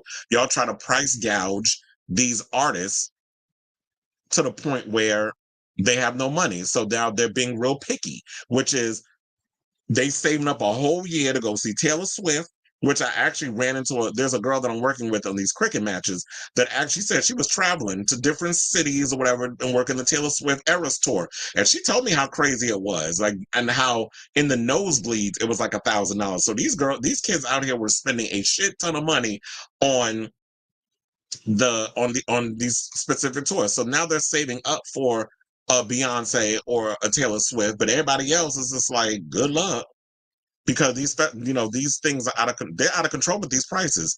And so I remember getting a Rescue Me cassette single back in the day. Wasn't that on the Immaculate Collection? I have that CD too, but he said he produced so much good. He did, but Phil Spector was a mess. And it said, from what's been described, the film is literally starting when she signed to Sire Records to accepting a Grammy for Ray of Light. She's not covering it all. There's a problem. Yeah, I feel like you're gonna have to pick a certain era to cover. That's like when people do certain things. Was like I think the Michael Jackson biopic is covering everything from his childhood on to the allegations and stuff. But there's certain ones where you'll see certain biopics where they only focus on a specific moment in time. I don't know if I particularly care for those. And I think Felix told me he saw the Amy Winehouse biopic, which I heard was not good at all. But how far the one that movie made? I don't feel like that movie should have ever been made, because Amy Winehouse didn't have that long enough career where that's like doing a movie about Nirvana. It's like, no, they weren't around long enough to even get a biopic. I mean, we all know what happened to Kurt Cobain, although I guess this new generation probably don't. But it said just show Justin her showing female nipples was part of her girly show. Oh, that fool that's suing her for talking about pornography. The girly show had titties all up in there, and people don't realize it's like a lot of the stuff that was in the celebration tour was a throwback, but a revamping of what she did in her prior tours. It was just kind of rejudged for a new generation. So when the girls was up there topless, which why doesn't care? But a lot of them girls ain't had no boobs. But I think that was probably a smart thing to do, where it's like y'all shaped like little boys up at the top. It's probably because, if you got too much, if you're walking around here like Pamela Anderson with them ginormous breasts, or Billie Eilish, that's going to be a distraction. So just make sure your dancers have like, small enough where it look like they got man chest. I said like Mariah Carey. I saw something or another where somebody had said that Mariah Carey might be out here looking, she a little out there where the buses don't run. So I'm hoping like that Mariah is not going back to, remember the years when she was out of it, when, due to the exhaustion and all the other stuff that was going on. So I'm hoping that we're not getting back into that whole, like Mariah's not, off her rocker again. Like Mariah Carey said back in the day, there were 12 albums released every week with 8 or 16 singles. Now the numbers are bigger. Yeah, I just feel like we're just I just feel like we're oversaturated, period. And it's just like, I can't keep up. There's like a new song every other week. There's people dropping music videos and songs, and y'all not even giving the song a chance to like, let's get into it before y'all move on to the next single.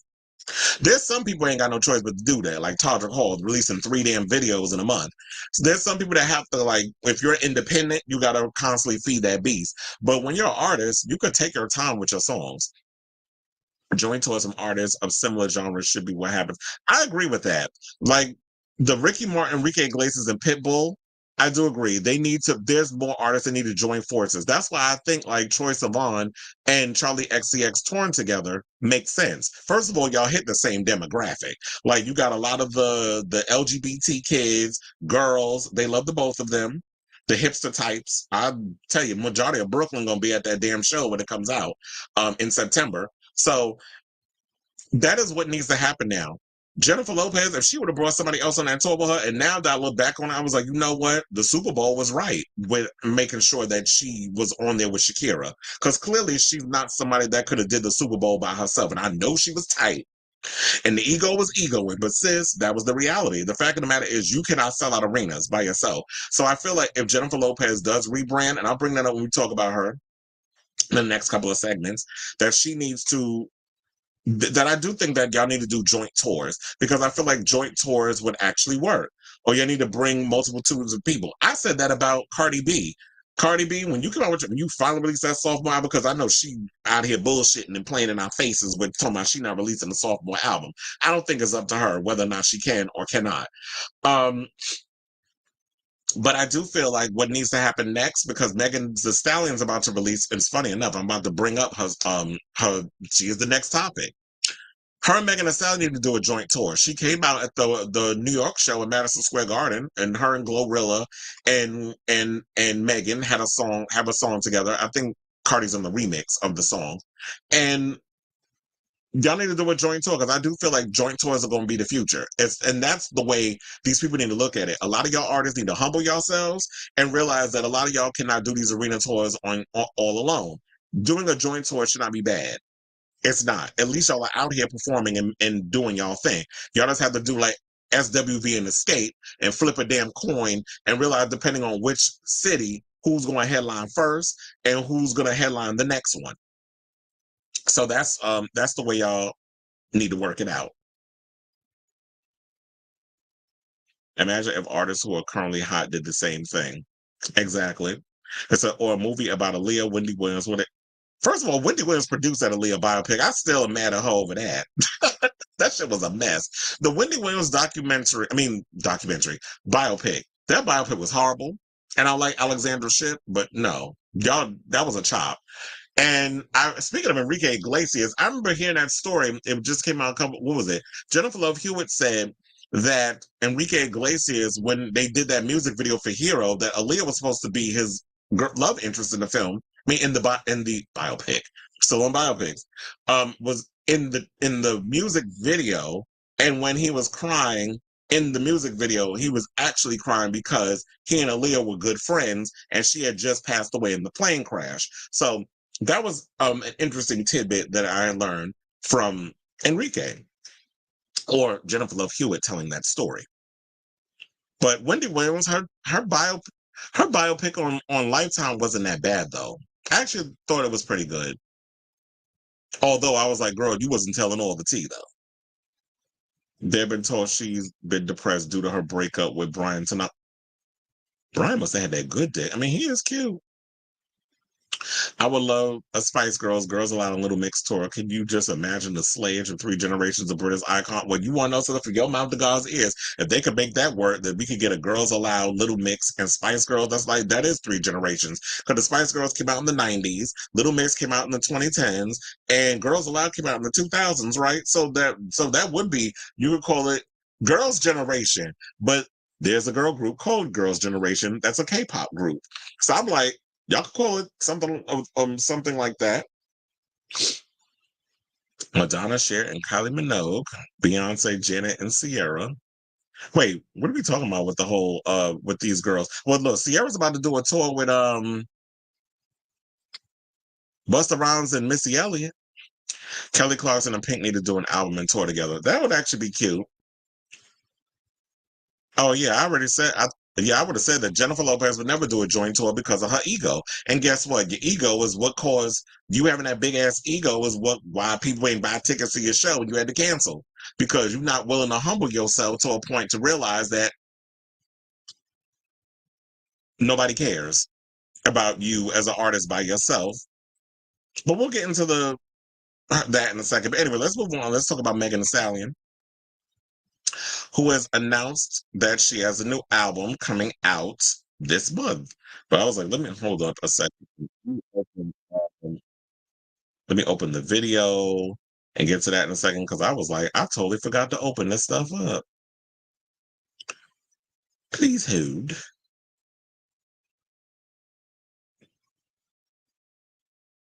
Okay, I got it. All right, so Megan Thee Stallion, she announced that she has a new album. And its upcoming release date is going to be coming out on June 28th. The album is going to be called Megan, and she announced it in Atlanta during her Hot Girl Summer Tour, which is actually pretty good because I told you I worked the event. It was cute. That was the one that Cardi B came out and surprised everybody. And I don't know why I didn't think that she would actually that Cardi B would actually show up. I don't know. I guess because I was working the floor, so I was literally on the floor a couple of feet away from the stage. But I was like, um, I didn't think that Cardi B would come. I think in the back of my mind, I was like, yeah, maybe Cardi B would come out, but it was so hectic. There was so much stuff going on. I really wasn't thinking about it until she actually came out on stage and did her thing. But here's the announcement that she made. My new motherfucking album, Megan,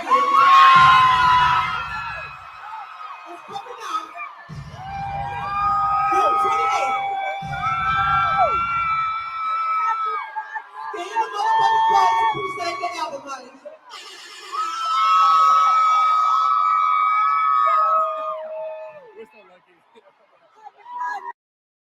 I mean, it was pretty smart for her to actually have the QR code and all the other stuff up there, so that way people would be able to pre-save the album, so that way they know it comes out. But it looks like an interesting album cover. Look like she's growing out of a tree. Is she supposed to be like a cocoon or whatever the case was? I don't know. It's a bizarre looking album cover. But she said that the album's coming out on June 28th, just in time for Queen's Pride. Well, people was reading her. They were like, "This is not the cover, right?" And they said, "You still have time to change the covers, mamas." They read her about the cover. Girl Fire, graphic designer, hype for the album. I do agree with this. I'm not liking this album cover. I feel like the M is cute, the tree and all the other stuff, but the way they got her coming out of it and then the hair is covering her boobs and she's upside down. I don't know about the album cover. I'm not really feeling it. Um, I do think that the album cover is terrible. And look, a lot of people are saying it, that they feel like the album cover is a hot ass mess. But look, that's for her hotties. So hot ass mess. Her fan base is called the Hotties. It's on brand. So it says after the sold out crowd was sent into a frenzy following the announcement, a QR code, which we already mentioned, was shown alongside a special image on the Jumbotron screens, allowing attendees to pre-save the Hot Girl Productions album. Megan's previously explained that she looks at the project as a rebirth of Megan Thee Stallion with her first LP. So maybe that's what it is, because I said coming out of a cocoon. Say that 10 times fast. Coming out of a cocoon, that sort of thing. So I feel like that's what they were trying to embody.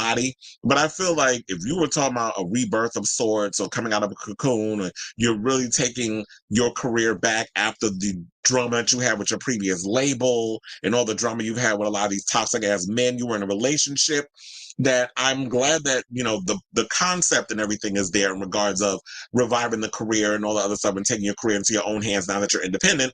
But I do agree with the fans when I said that this album cover is a hot ass mess.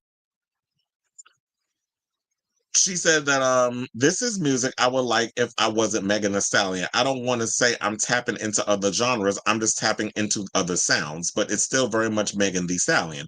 It won't feel like I went so left. It'll feel true to me. This is what she told L'Officiel of the project earlier this week. She says, "You'll mostly be like, I wouldn't have thought she would have rapped over that, but this sounds great." The 29-year-old unleashed 3 Serpentine themed singles, heading into her Traumazine follow-up with Hiss, which topped the Billboard Hot 100, Cobra, and the Gwen Stefani sampling Boa. So I do like the singles and stuff that she's been releasing. And they also said that she has a pair of Hot 100 entries on this week's chart with Wannabe, featuring her tour mate Glorilla at number 50, which should receive a boost courtesy of a new remix from Cardi B, along with Boa at number 91. The Houston hottie will look to secure her first number one album atop the Billboard 200 as previous releases Good News, which premiered at number 2, and 2022's Traumazine, number 4, failed to reach the apex. And the tour is going to continue. It's going to, she makes stops next week in Raleigh, North Carolina, Hollywood, Florida, and Tampa Bay. So the tour is touring, her being a, independent star. She, it's doing really well. She is one of the girls, I think one of the first independent artists rappers, I should say, that has been selling out arenas. I know she had the little hiccup with what was going on in Atlanta, but she made it work. She found the show finally happened and it was a success. But yeah, like I said before, I'm actually interested in hearing what this album sounds like. And I'm glad that she said that she's tapping into different genres. Because I'm going to be honest, when I was working the tour, I'm like, girl, if I hear any more of this twerking, the same old twerking ass beats, the trap music, it's like, I remember at one point was like, that's all the type of beat that y'all was using in hip hop. So for her to actually be trying different sounds and things, that's literally what I said when I was at a concert. I said to one of the other ushers, because one of the girls that was there, she was a huge mega fan, just rapping to all the parts and all the stuff throughout the show. And I was like, okay, I need her to switch the beat up because it just all be sounding the same after a while. So I like the idea that her being independent, she's willing to experiment, which is what I always say that a lot of artists should do. And she's taking her career seriously and slowly growing it and not trying to be some flash in the pan, which I feel like a lot of these artists of her generation are becoming. So, and Megan definitely puts on a good show. She was up there, performing, giving a good show. The choreography was choreographing, and she was keeping up with them dancers. She was, dropping that kitty down low, and she was really hitting her mark. So she definitely has a lot of stage presence. She's a good performer. She's a good rapper. Her freestyles is everything. And I definitely see Megan as that girl who's going to be a bona fide superstar. Should she keep it up and keep on the right direction. And clearly she's got a good enough team around her that she is, steering her career in the right direction. So I'm excited for the new album. I just ain't feeling that damn cover, which I think I probably said like 12 times. But anyway, what do you guys think of Megan's upcoming self-titled album? Are you guys excited? Are y'all feeling that cover? Or are you hating it like I am? Let me know in the comments down below. Okay. Wait, hold on, because we have comments. I gotta always, I gotta scroll up. Not the This Is Me Bye tour. Is that you can mistake our girl power and the DNA in our biology tour. When I hear biology, well, I be thinking of Paul Abdul, but that's vibology. So you can't mistake our girl power and the DNA in our biology tour. A whole lot of history in girl groups tour. And I think that I would definitely love to see that tour with where we mentioned the album cover. No, it wasn't. Now, David. I'm not calling you a liar, but I'm like David LaChapelle. Now, David LaChapelle is legendary. He's given us a lot of legendary photos. Little Kim, Eminem, who else that I love? And of course, he's done Madonna. Who hasn't Madonna worked with as a photographer? Um, so yeah, because I think he did the one with the dynamite was in Eminem was naked. I remember I hung that poster on my wall as a kid in my room. Eminem butt ass naked, big old poster, and he had like dynamite covering, his crotch. Which I thought was that picture was everything. And of course his work with Amanda Lepore, who was his muse. So now that I look at it, I could definitely see David LaChapelle doing it, but he's done better work than that. It's like, no, there has to be an alternate cover. It's the big ass M for me, like it was just slapped. I don't know if that bothered me as much as her hanging upside down coming out of the cocoon. I just feel like the way that looked, it just looked a little weird to me. Like I've seen better work come from him, but yeah, it's like that. But yeah, the M. I don't know. I didn't really look at the M that much to really be bothered by it. It was just her feature, the way that she was, her silhouette and stuff. That kind of bothered me. I would definitely be staying up till midnight to listen to the album. But let's hope Taylor doesn't release new album. Yeah, because you know what? And I'm glad you brought that because I'm tired of her doing that shit. It's like, girl, you have enough money. Like, relax. Let other artists have their moment. You don't always need to jump in and release some shit Because she was doing that. She did that with Billie Eilish, which I get why Billie Eilish was making her little snide comments. It's like, let other people have their moment. Although I will say at some points, Billie, you was coming off a bit hypocritical, but I get where you was coming from when you had to throw your little shade. Because it's like, well, damn, can my albums go #1? You want to now release live versions from the Eras tour of songs that are from the Tortured Poets department. And it's like, let other artists have their moment. And I get you want to win and all this other stuff, but girl, do that during your first week sales. Stop trying to always constantly feed the bees and suck up all the money that other people, because other people need to make a living too. You got enough money to be surviving on. You don't need no more. But I hate when people people who are wealthy get super greedy and try to,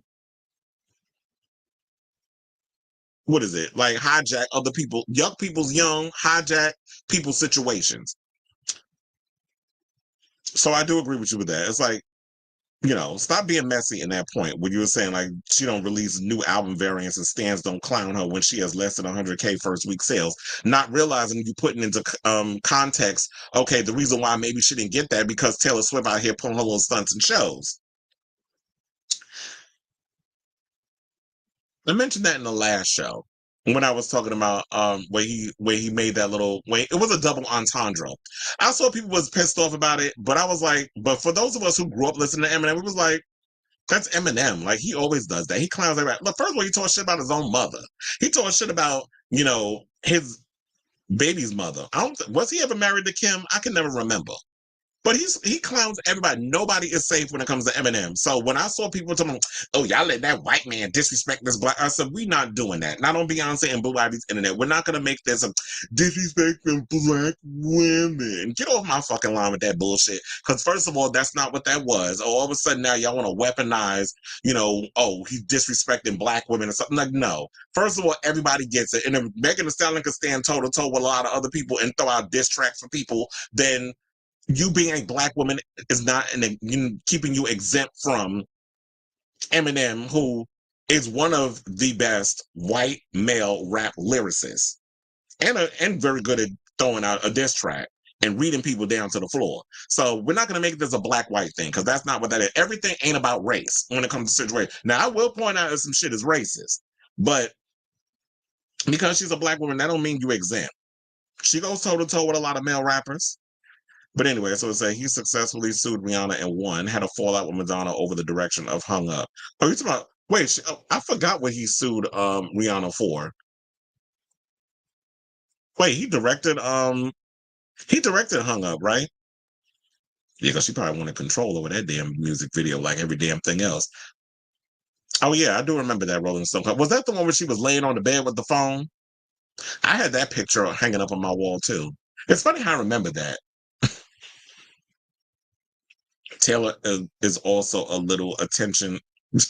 I just love how you spelled the C word. It says she needs all eyes on her, and since his last album didn't do what she thought it was going to, she's peeking from behind the bushes to pounce. Well, she's probably trying to keep people as a way to remind, everybody. Yeah, I think you mean it. I mean, the sales was selling. The sales did what it did, but I felt like this album did divide a lot of people in regards of the music, that they just didn't like the Jack Antonoff production side. They liked all the other stuff, but Jack Antonoff being a part of it, people were kind of been like, okay, now it's time, girl, you need to work with another damn producer. Maybe you need to rekindle your relationship with Max Martin, because he definitely got you popping out here in the street. That's why I said the only album I like of Taylor Swift is 1989, because Max Martin produced it. Halsey was that. Really? I like Halsey. This must have just came out with her mentioning that. If they complain about Eminem, listen to ICP and tell me what's worse. They haven't heard horrorcore rap. They talk about killing people under the age of 6 months. Oh, Jesus. Well, child, if you want to see people getting killed under the age of 6 months, all we gotta do is go to Gaza and Rafah. Too soon. So it said the original director. Oh, he was. Who ended up directing Hung Up? Was it Jonas Ackerlund? I'm trying to remember, but I didn't know. I probably maybe have forgotten that that David LaChapelle was the original director, and said he was supposed to direct the Hung Up video, but creative differences got in the way. He then sued Rihanna over the S&M music video because of copying his photographs. Yeah, and a lot of people was calling, I'm glad Rihanna is Rihanna-ing with the Diamond albums and all the success of that with the RIAA and stuff. But child, quiet as it's kept, people was out here calling Rihanna a damn thief. That's probably why, you never seen Grace Jones work with her, because Rihanna was trying to steal her aesthetic.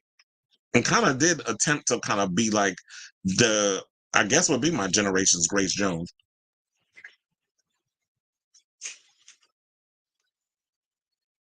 Okay, I knew it had to be one of them, Johan Rink. Because I remember, didn't Johan also direct Nothing Really Matters? I think he directed that video. I love that video, the visuals. Give me my Japanese life. And child, don't even get me started about that episode of Drag Race where all them bitches came out in a fucking kimono. Don't even get me started with that foolishness. But anyway, so let's talk about Method Man, who said, fuck y'all kids and all of y'all that came to, Summer Jam and, you know, didn't know who the hell they was. So Method said he will never perform a Hot 97 Summer Jam concert ever again. There was some people in the comments that said, hit the like button if y'all didn't even know that Summer Jam happened. The only reason why I knew that it happened is because my union and a lot of people that I work with work at UBS. So that's how I knew that Summer Jam was happening. Over a conversation, one of the guys asked some other coworker where they work in Summer Jam. He was like, I work whatever they got, whatever. So Summer Jam actually happened. And it says Method Man thinks his time performing at Summer Jam may have ended due to the widening of rap's generational gap. On Sunday, June 2nd, Hot 97 to the IG with some highlights from the 2024 Summer Jam Festival, with reels from posts showing love to artists like Cash Cobain, don't know who that is, Lola Brooke, don't know who that is, 41 World, don't know who that is, French Montana still got a career? Anyway, Rakim, know who that is. Doja Cat, of course I know who that is. Sexy Red, why is she on a Summer Jam stage? Method Man and Redman, yes, and more. However, Meth responded to Hot 97's reel, recapping his performance with Red and basically said that he wasn't satisfied with the response of the audience. Hold on while I play this video, but I had to turn the sound off because I don't want to get accused of copyright because it's one of their songs that they performing. So we'll just have that play while I, read the rest of the story. So it says, the hip hop legend explained that the generational gap in rap had drastically widened, and he no longer feels Summer Jam's crowd aligns with his discography. As a result, the Wu-Tang Clan MC asserted that he was never coming back. He said, not our crowd at all, he began. Thanks again, New York and the whole tri-state that showed up to the event, plus Pete and Ebro. That would be Peter Rosenberg and Ebro Darden. I said, I got love for you guys, but never again. At this point, the generation gap, is he said it's too wide for him. So now I'm like, unfortunately, I'm gonna agree. And I have to say, like, I just hate like what a lot of these festivals and stuff has become, where a lot of people don't even know who a lot of these celebrities are. And to me, like when I was a kid growing up, I listened to, I was a fan of Wu-Tang, but there were artists within Wu-Tang. Like I liked Raekwon, ODB. I was listening to him the other day and just cackling at his sophomore, his solo album. I think I only released one album if I'm not mistaken. But I would listen to ODB the other day because he shuffled on my Apple Music. Talking about all kinds of nasty sexual stuff. And of course, I love Method Man, but I love when Method Man and Redman would get together, when they had the Blackout album and they did like, whenever they would put out joint music. I always love when Method Man and Redman got together because I already knew like I was about to be in for some crazy production because I believe Eric Sermon produced a lot of their stuff together. So, and some of the solo stuff as well. So I like a lot of the stuff that they would put out. Now, they said multiple fans responded to the comment on IG and agreed with the timeless rapper, saying some remarks noted that Summer Jam has simply forgotten what real hip hop is and pushed aside the genre's legacy acts to hone in on the newer generation of artists. And I feel like it's not just with hip hop, but I feel like a lot of people have been doing that. A lot of y'all tend to think like, oh, let's find the hottest thing of the moment and give them a lot of the shine. And the people who are legends in the business, y'all just push them aside and act like that they can't be out here making a living, doing music, or whatever the case was. And then you look at a lot of these flash in the pan, these one-hit wonders, these sexy reds, and all these other people that just came out with a career because they popping on TikTok 6 months ago, and you put them on a stage, they don't have stage presence, their songs is trash, they don't know how to work a crowd or move around. It's just like y'all thinking, let me just stand on stage and have 20 of my friends, hyping up my music. And it's like, what the fuck are y'all saying? First of all, them lyrics is trash and you have no stage presence. So I'm actually with them on this. So one person said, keeping it a buck, hip hop never really embraced and uplifted legacy acts like rock or country. This is what a fan typed. When Journey or George Strait pop out, their culture makes sure to update the younger generation. That is so true, because I remember like when I worked a couple of events that you would consider it white people music, you see generations. Like when I worked the Billy Joel concert, I was shocked.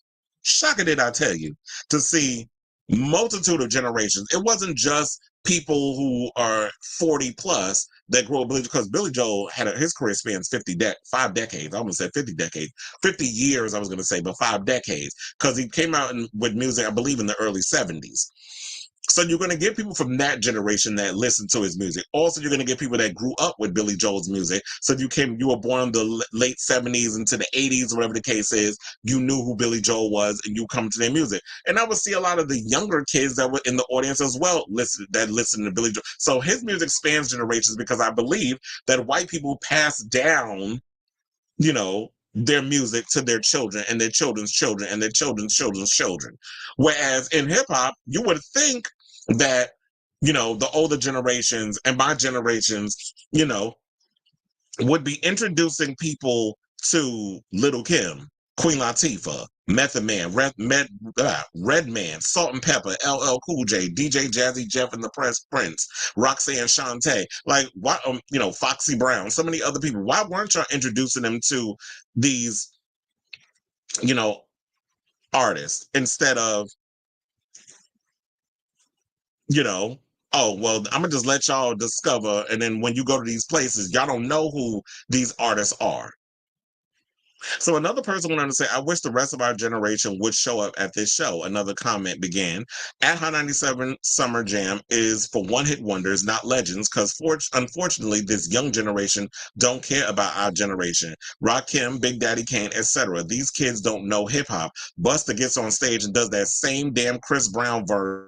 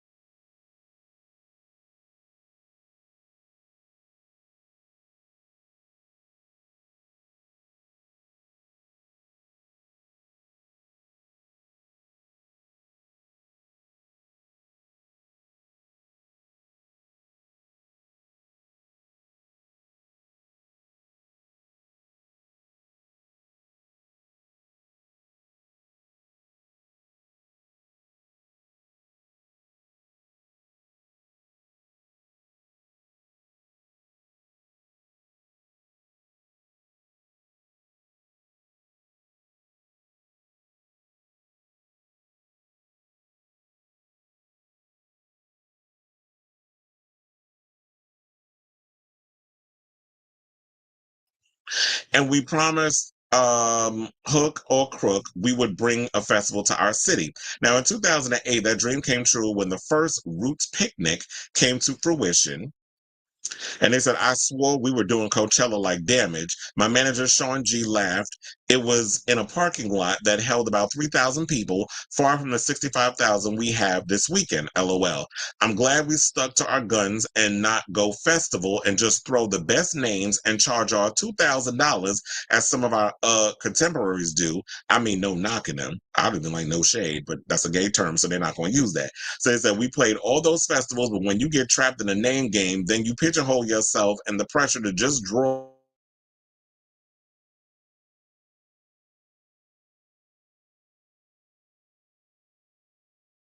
and especially the WTF variety, keeps y'all guessing. I'm especially proud of our ability to pick them while they are brand new.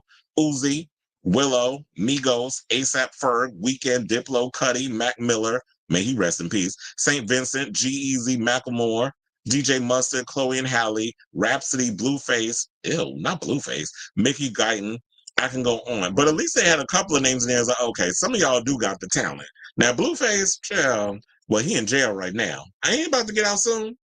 But anyway, so it says all those artists were AO Quest when y'all gonna have some real names instead of these nobodies on the bottom of the poster level. Now look at them. This moment was epic.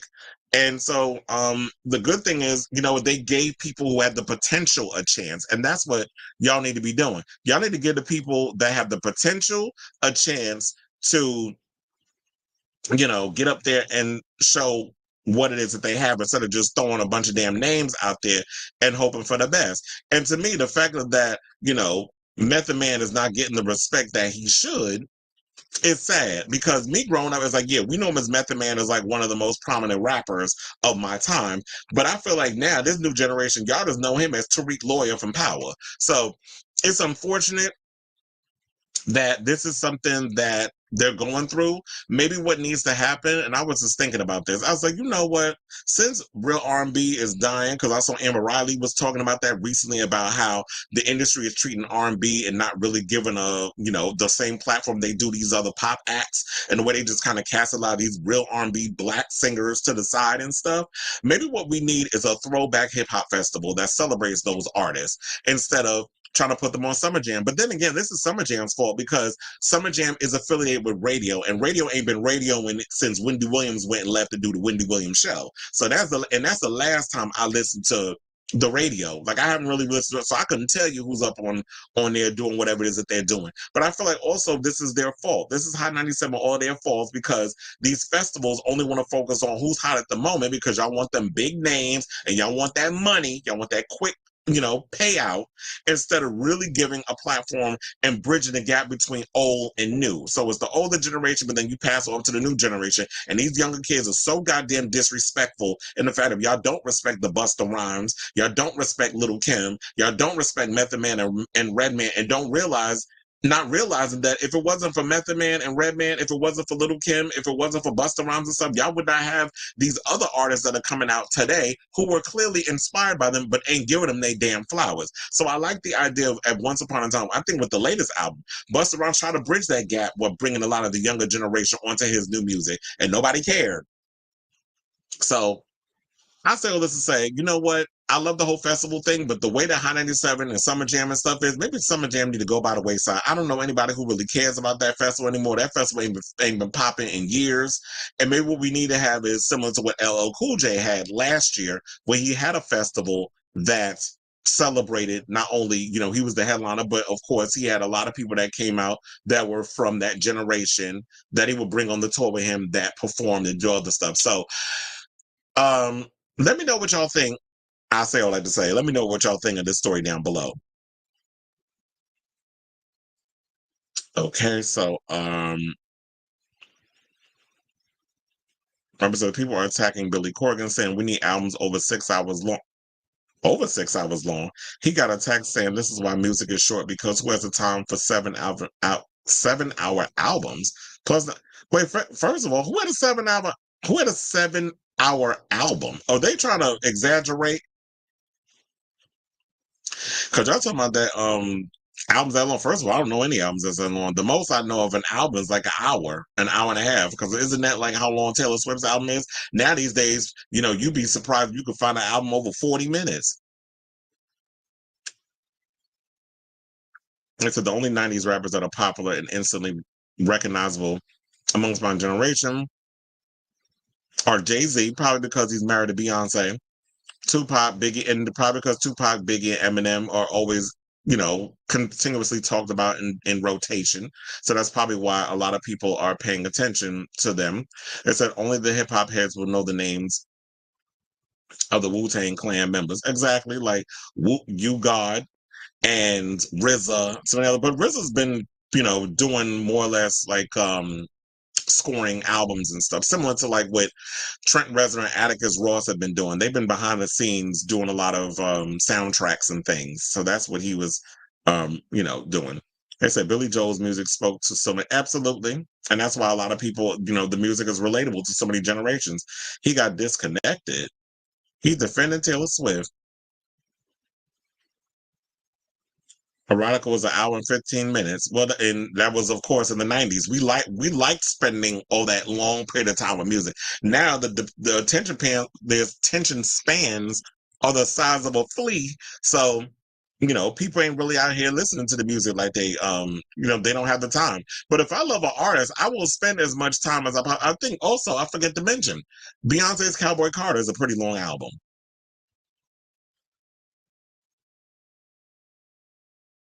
But anyway, let's get into this big damn story of the hour, which is the dream and this whole accusation that he has, where he allegedly he, is accused of SA. So it says, I'm not even going to try to spell. His name is Terrius. Now the rest of his name, I was a child. I'm not going to try to butcher it. So we're just going to say the dream. A top songwriter and producer for Beyonce, Rihanna, and other stars under the name The Dream, has been accused of rape and sexual battery in a lawsuit filed on Tuesday by a former protege by the name of Shanaz Mangro. I don't know who that is, but if y'all know who it is, leave it down in the comments. Now, according to a suit obtained by Page Six on Tuesday, Mangro claims that she was trafficked under the guise of a legitimate recording and distribution contract into an abusive, violent, and manipulative relationship filled with physical assaults, violent encounters, and horrific psychological manipulation. Child, was he hanging out with Diddy? Probably. Mangro, who was working on an international visa in the U.S. from the Netherlands, claimed in the lawsuit she was 23 years old when associates of the falsetto singer, it says, Terrius Adamu Ya Gestildi Diamant. Is he African? Because, child, you giving me like Akon name. But anyway, it said reach out to her via social media in 2014. He reached out to her around that time. It said after she sent samples of her work, Mangro claimed she was invited to join The Dream and his partner Tricky Stewart in Atlanta. Now, in both Atlanta and LA, Dream uses age and influence in the industry to manipulate the young artist into believing that she needed him to be successful and roped her into his world through false promises to gain Miss Mangro's complete trust. Mangro claims that a Grammy-winning producer promised her he would extend her visa, write blockbuster songs for her if she became part of his so-called sanctuary. Sanctuary. And I had to say quotation marks because it's in quotation marks. Like he did for Beyonce and Rihanna, and told her she would open for the Drunken Love Singers tour.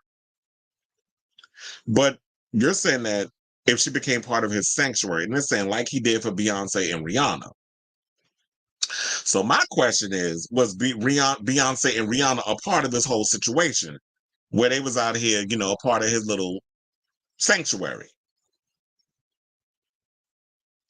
So it says that the Inspired Singer claims in the suit that The Dream controlled all aspects of her life in the U.S. and forced her to drink excessive amounts of alcohol by roughly pulling her head back by her hair and pouring alcohol down her throat. Dream frequently strangled Miss Mangro under violent sex sometimes with his hands, and once using the collar of her dress. On multiple occasions, Dream choked Miss Mangro so intensely that she almost lost consciousness. Mangro is now 33, claims that in the complaint that the I Love Your Girl singer, who's 46, allegedly refused to wear condoms during their encounters and would often skeet inside of her against her protests. When he discovered that she was taking birth control, he became enraged because he believed it to be a sign of disrespect. She was forced to hide her birth control pills under a mattress. This is what the lawsuit adds. The Dream allegedly arred Mangro in the back of a renovated Sprinter van the same evening that he forced her to engage in acts in a public movie theater. In a public, well, I wonder if there was people around. So it said she also claims he recorded her during acts and used the existence of the recording to threaten Miss Mangro into silence. So y'all need to get a subpoena and make sure that they got recordings and make sure that, y'all get your hands on it, similar to what y'all did with Diddy. And, the accusation where he, assaulted Cassie. And in Cassie's lawsuit, she said that there was video footage of her being attacked and Diddy obtained the footage. So if y'all are able to find that, when y'all swoop down and check that house or houses, how many mansions or whatever that he has, that y'all basically get your hands on it. Unless, the Dream has gotten smart and gotten rid of everything because he saw what happened to Diddy.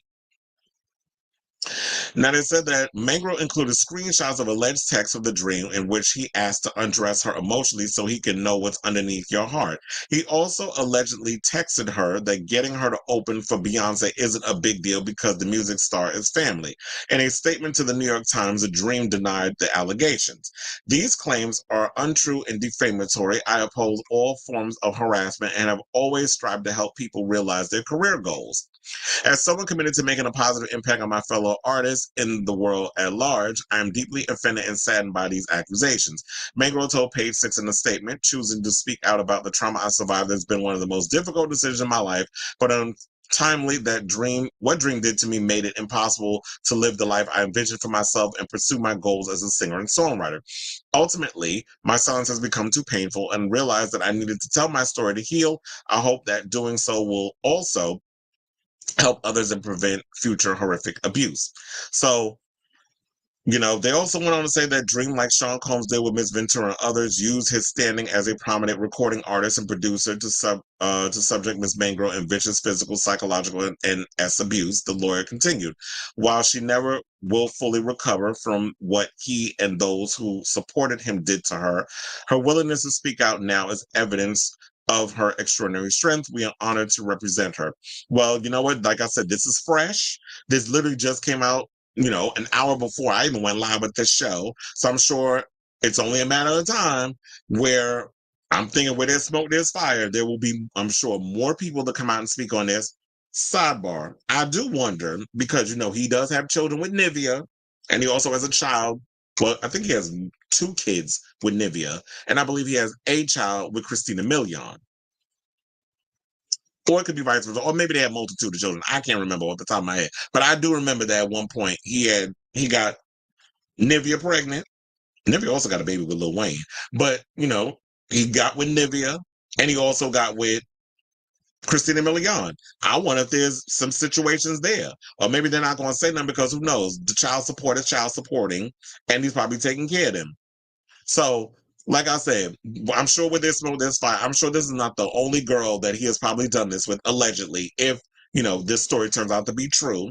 And like I said, when it comes to assault or anybody being abused by people in power, when they say they've been abused, we should be inclined to believe them. So I know this story is fresh.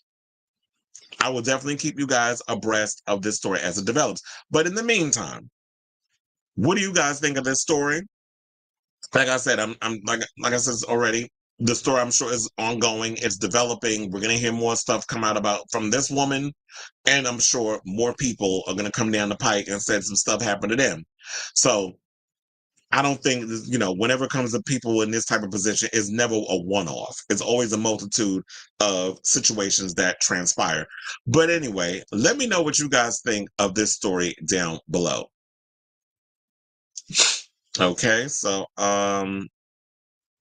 Me too. I'm so over songs not being 3 minutes or more, but now the focus is TikTok and the lack of attention span. And I don't like the short attention span songs because, and then the funny part where I have to laugh, they talk about, oh, an extended version of the track is like 4 minutes or 3.5. I'm like, y'all call that extended? Like me growing up, an extended track was like 10 minutes. That's an extended track. Like a remix or whatever the case was. That's an extended version of a song. Not no 4 hours. I mean, 4 hours, 4 minutes. Because you got 4 minutes to save the world, right? Well, listen to that one. But it's like, yeah, 4 minutes, 3.5, 4 minutes. That's your standard track. So I never got that. And yeah, I don't like these 2 minute songs, or even like, the song that Charlie XCX did for the Barbie soundtrack. Is that song like a minute 30? That song's not even, I'm like, well, goddamn. That's all y'all did? Like, where's the hook? Where's you know, the bridge? This feels incomplete, even though it is a bop, but the song should be longer. We had what's that girl name? Pink, what was her name? Pink Pantheress, where she talking about oh, songs shouldn't be no more than 2.5 minutes. Well, girl, that's because all your shit sound the same. You basically singing over a damn, you know, drum and bass beat, which, child, I was listening to drum and bass back in the 90s when Ronnie Size and Represent and them was putting out drum and bass. Yeah, I went through a whole trip hop jungle drum and bass phase when I was in the 90s. I was with my big old baggy Jinko jeans and the little tank top, and you would wear like the shades with the backwards visor. Yes, I literally was dressing like, I used to dress literally like Seth Green and Can't Hardly Wait. Before he even started dressing like that, I said the song Nicki did on the Barbie soundtrack. Yeah, that's what I said. Like, these songs are too damn short, and I don't like it. But anyway, let's move on. Let's talk about Hannaford, because we got two topics in regards to her and that whole situation. So, the marriage is still marrying with her and Ben Affleck, where it says that she's desperate and is clinging to her marriage to Ben to save herself from embarrassment of a fourth failed marriage. Now, less than 2 years, shout out to Radar Online for this story, by the way. Less than 2 years into the marriage, J-Lo and Ben are at the center of divorce rumors, claiming the $55 million split is near. $550 million split. I'm like, damn, y'all are worth that much together? Because here's the thing, I believe that they said that Jennifer Lopez is worth $400 million, which might be more. And so does that mean that Ben Affleck is worth 150 million? Well, he does have a lot of coin because, he is someone who is in the elite of the whole Oscar situation. Like, he's, I believe, a two-time Oscar winner, because I believe he won the screenplay for Good Will Hunting. I think he also won for Argo. So he's got some coins saved up, but Jennifer Lopez obviously is the bigger breadwinner. And that's because she has a bigger empire, because she's like, got her hands in a lot of pots. So it says that it was an incredibly awkward, but I hope they got prenups where it's like, I can go y'all separate ways with stuff, because if I had to split up all that money, I'd be tight. So it says it was an incredibly awkward moment when a reporter at a press conference for J-Lo's new movie, and this was in Mexico City, asked her in Espanol if the rumors about her split from Ben were real. She responded first by laughing. Then, as her co-star Simu Liu tried to shut down the line, he should have minded his damn business, but whatever. We've all known that Simu Liu likes to assert himself and things ain't got shit to do with him, or stick his foot in his mouth, as we've seen from old posts that he's done back in the day. But anyway, so it says that Hannaford leaned forward, looking the reporter in the eye, and calmly but firmly said, "You know better than that." Well, I don't think they do, because, in Mexico City and in Europe, they don't give a fuck whether or not you're a celebrity. They're going to ask you the questions. In America, they're all about, well, we need to make sure that we get these big name A-list celebrities or whatever to come on the red carpet and talk to us, so we're not going to address the elephant in the room. But outside of America, they don't care. They're going to ask you. So it says, while J-Lo attempted to play it cool, recent headlines have alleged her marriage is barreling towards a divorce. Sources claim this situation has been humiliating for Jen and Ben, who's been spotted without his wedding ring and arriving separately to events if they show up together at all. The Jenny from the Block hitmaker apparently made a last-ditch effort to make the marriage work, saying she's desperate to save the relationship, not just because she loves him, but she also wants to save face from having a fourth failed marriage. Their final days and nights together were excruciatingly difficult. She begged Ben for a second chance, but he said no. However, sources close to the situation denied the report. Now, Radar Online has reached out to Ben and J-Lo's reps for comment. Of course, you know they didn't respond. And we all know, look, her whole relationship history has always been riddled with heartbreak. She sure knows how to pickle. Because, you know, they said the singer married Ohani Noah in 1997. However, there's a friend of mine, Brandon, that said that Jennifer Lopez actually was married before Ohani to his cousin or something or another. I need to find out the tea on that. I'm like, is there a marriage certificate? Is there proof that he can come out and say that Jennifer was married to his somebody that, you know, his cousin or whatever, because he said that she was married to him back in the day. So I don't know if that was a real marriage or he was just talking out his ass or whatever the case is, but I need to ask just to be sure. So, you know, she married Ohani in 97 because he was a waiter. Not that that matters. Maybe that's why she's shitty to waiters, because she was married to one. Now that I think about it, because, you know, the wait staff and them, they always say she's disrespectful. Whatever Ohani did to you back in the day, that's between y'all. You ain't got to treat every wait staff like they crap. So, you know, they divorced after 11 months and were divorced in 98. Then she married Chris Judd, the backup dancer, that she met on the set of Love Don't Cost a Thing, the music video. They wound up getting married in 2001, but then she filed for divorce a year later in 2002, the same year that she was messing with Ben. See a pattern? Then, because, you know, they met on the set of that horrible-ass movie, Gigli, and then got engaged. But then I think because of the failure of Gigli, which sounds similar to the failure of the This Is Me Now era, which she talked him into thinking, oh yeah, let's put our personal life on Jump Street. When y'all should have learned from the failure of Gigli that the chemistry, maybe y'all had passionate sex or whatever the case was in the bedroom, but the chemistry ain't chemistrying when it comes to trying to put it into your work. Y'all not good working together. You weren't good during the Gigli era, and you're not good with it now. But they tried to make it work, and it didn't. They tried to make it work, and he said, no, no, no. Anyway, speaking of that, word on the street is, I think maybe Ben Affleck need to go to rehab, because I heard somebody, I forget who, I think Robert was telling me when we were talking earlier, he said that word on the street is Ben relapsed. Because he's stressed out. He do be looking like that. He be going off and having a couple of drinks. And it shows in his face. So then anyway, so then after, you know, they called off the engagement in 2003 after getting engaged in November 2002. By the fall of 2003, they postponed the engagement. They officially called it quits in 2004, but then that same year, I believe, she wound up marrying Mark Anthony, who y'all know that she was allegedly messing around with while he was with Dayanara Torres back when she was recording on the Six, because they have a song together. Remember on the Six album. But the word on the street, they were like they was friends. But child, word on the street was they was hunching behind the scenes. So then in 2004, you know, they wound up getting married, and then they had the twins, Max and Emmy. I believe that was her longest relationship, because they ended up getting divorced 10 years later in 2014. But then, you know, Ben went off and married Jen Garner. They had 3 kids. And then, you know, he was married to her from 2005 to 2018. And then, you know, after the fact, you know, when she was with, what's his name? A-Rod, she was going through some things with him because allegedly A-Rod was out here cheating while they was together. Ben was pursuing her, you know, in the reports, whatever, talking about, oh, you know, he got love for J-Lo and stuff. Remember, at one point, Diddy said the same damn thing, was giving her compliments. I was like, don't go back to him, because he's going to treat you like he did Cassie, if he didn't do that already when y'all was in that relationship back in the day. Because I would not be surprised if Diddy was smacking J-Lo around, and she's seen some things.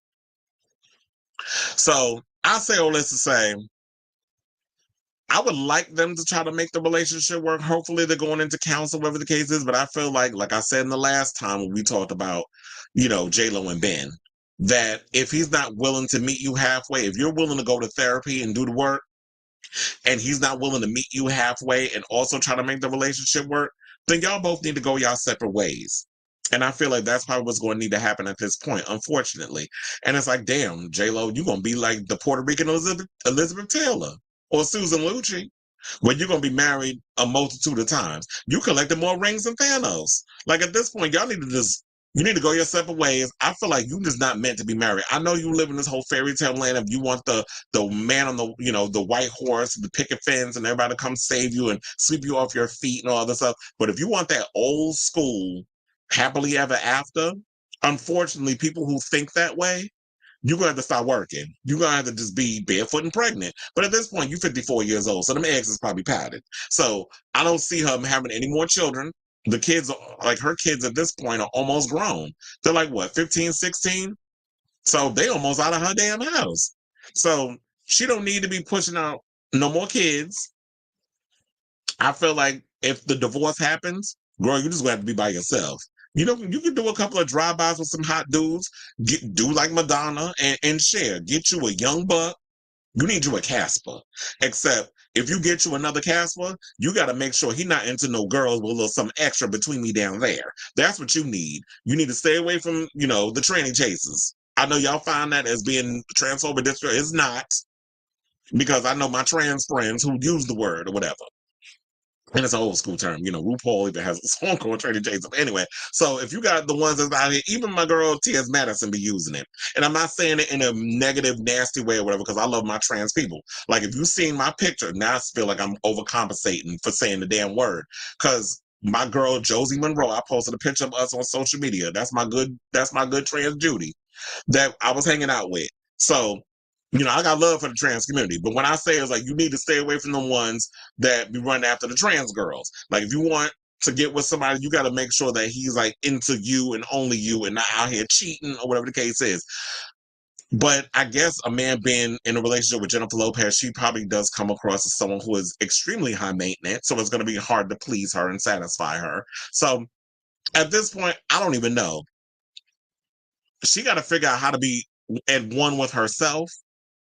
Or I guess, speaking of RuPaul, she's got to learn to love herself, because if you can't love yourself, how in the hell are you going to love somebody else? So she needs to learn to be with herself, by herself, because I don't think she's even had a moment to like be at one with herself, focus on her children, raising them, focus on, since we just only talk about the relationship stuff, let's talk about the career. She's got to figure out how to rebrand. I feel like the rebrand came a little too late.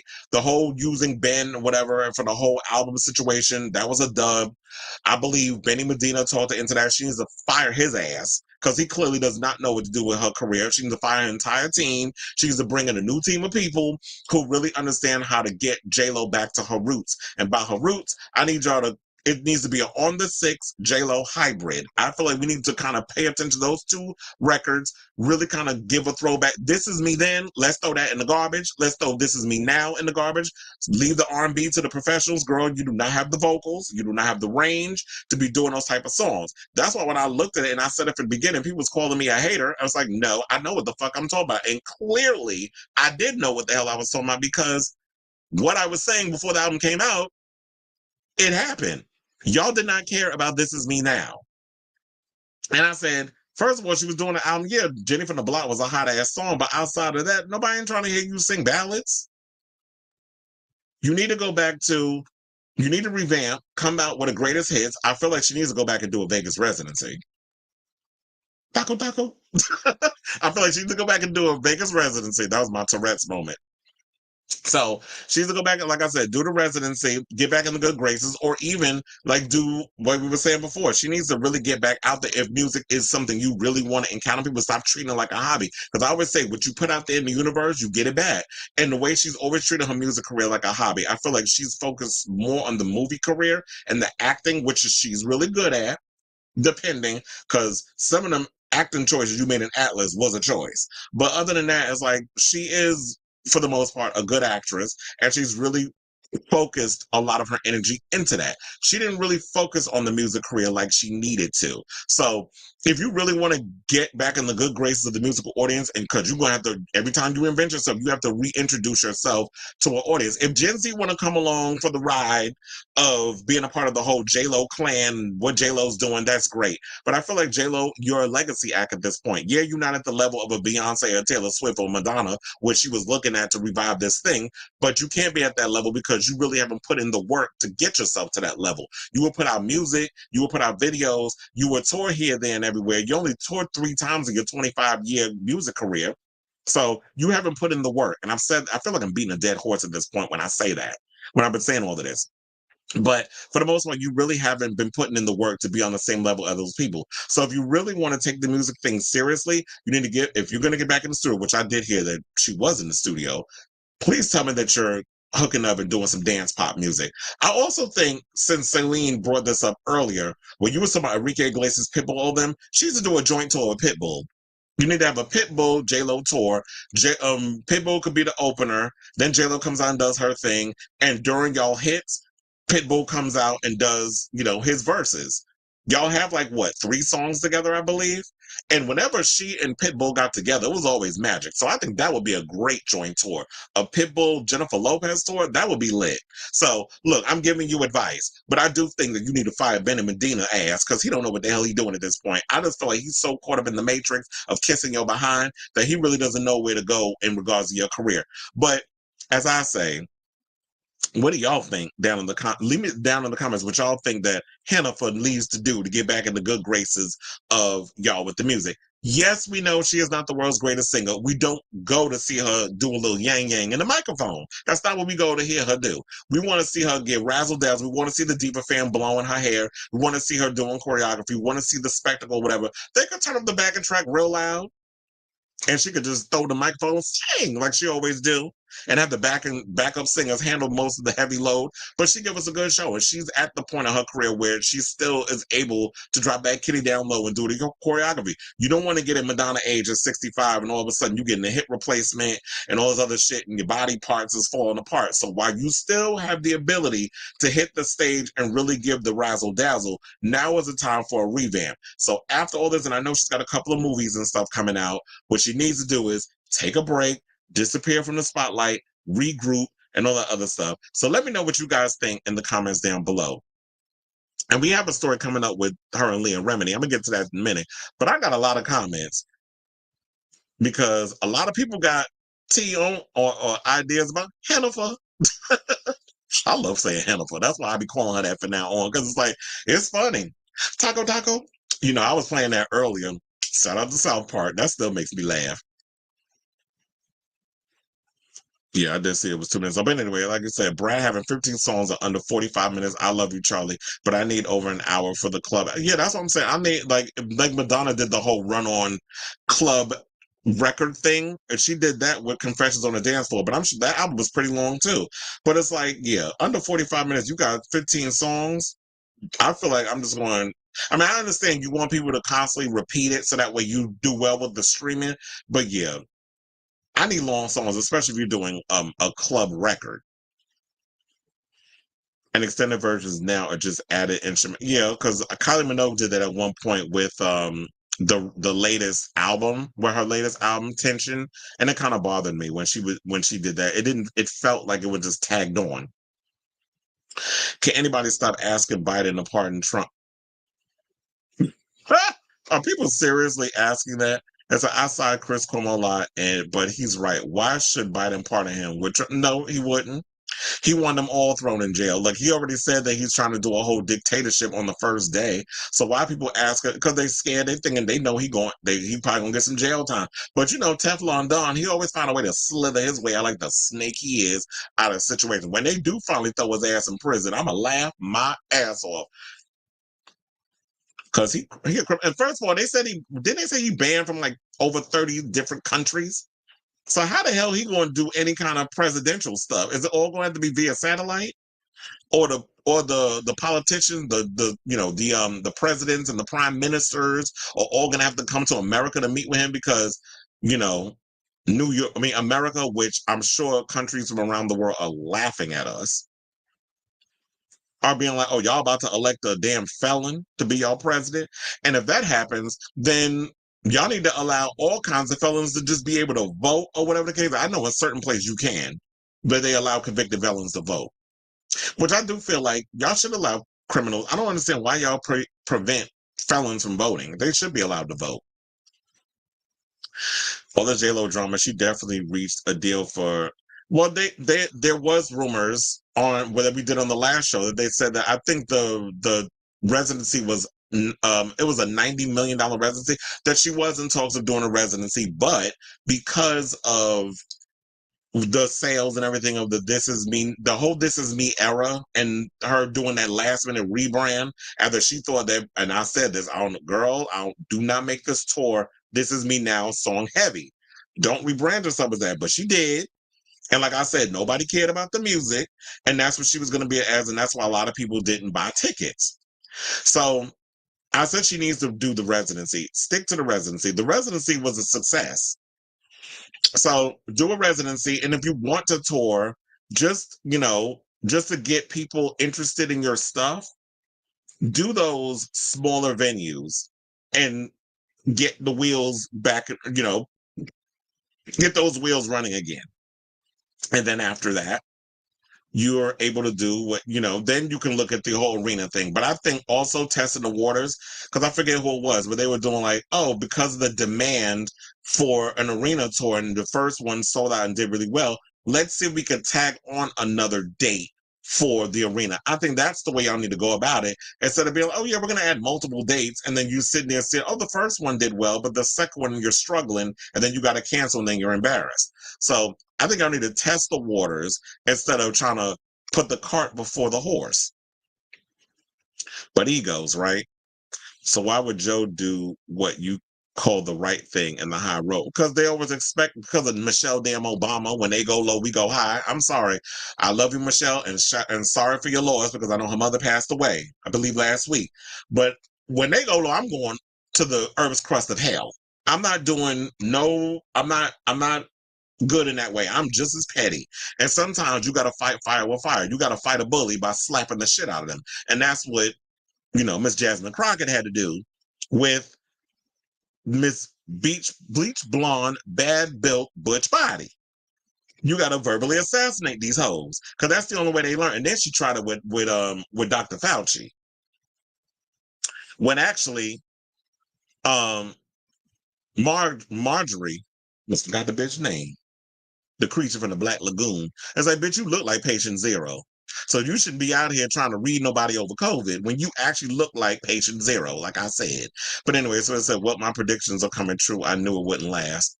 Well, I think a lot of people looked at it that way. The only people that believed that relationship was going to last was Sonny Hostin delusional behind, or I should say Delulu.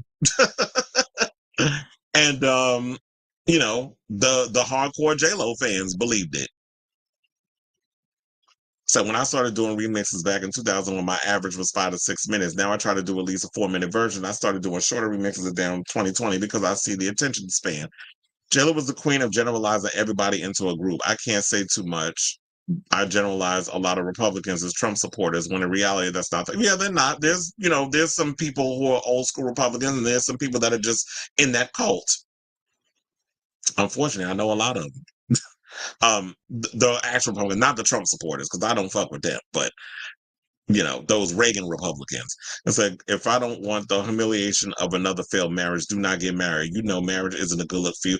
Exactly, because she's thinking that one of these days she's gonna find love. And it's like, look, that's why I love Whoopi Goldberg. She was like, I tried getting married a couple of times and it didn't work.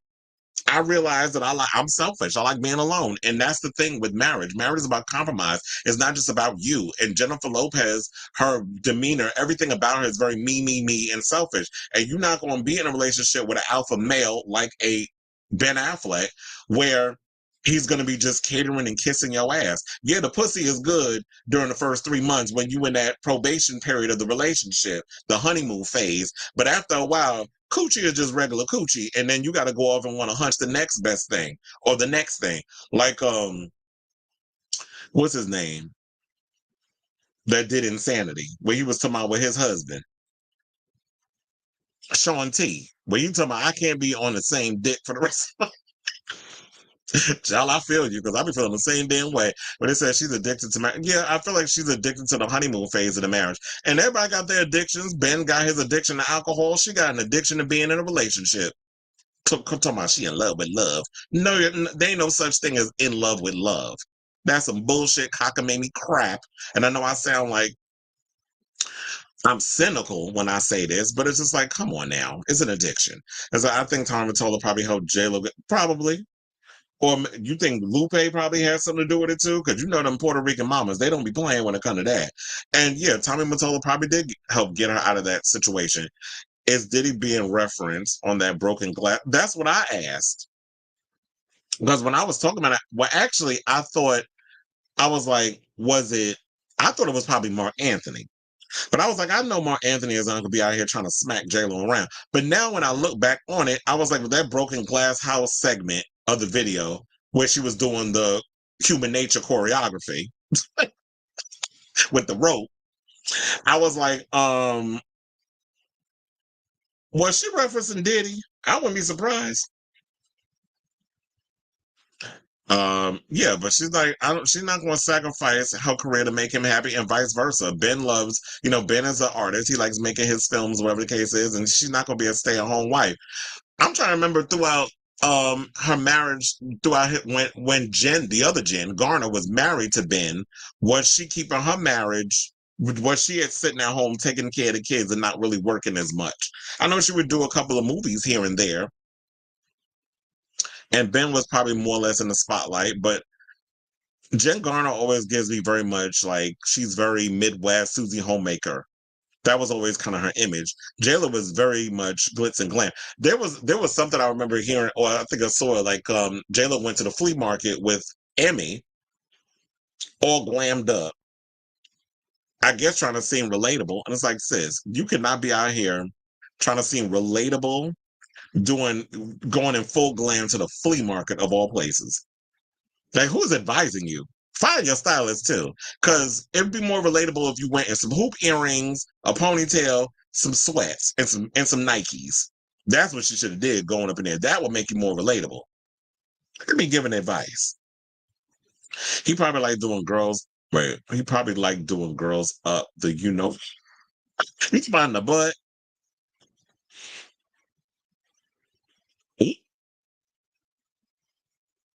Or probably like, or you know what? Casper do give me like he like it up his. I think that's probably what you reference it. If I'm not making a mistake, he probably do like anal. And look, there's a lot of guys out here that are straight that like getting a prostate massage by their girlfriends, and the girlfriends put on a strap on or whatever. God damn, why do I have so many messages?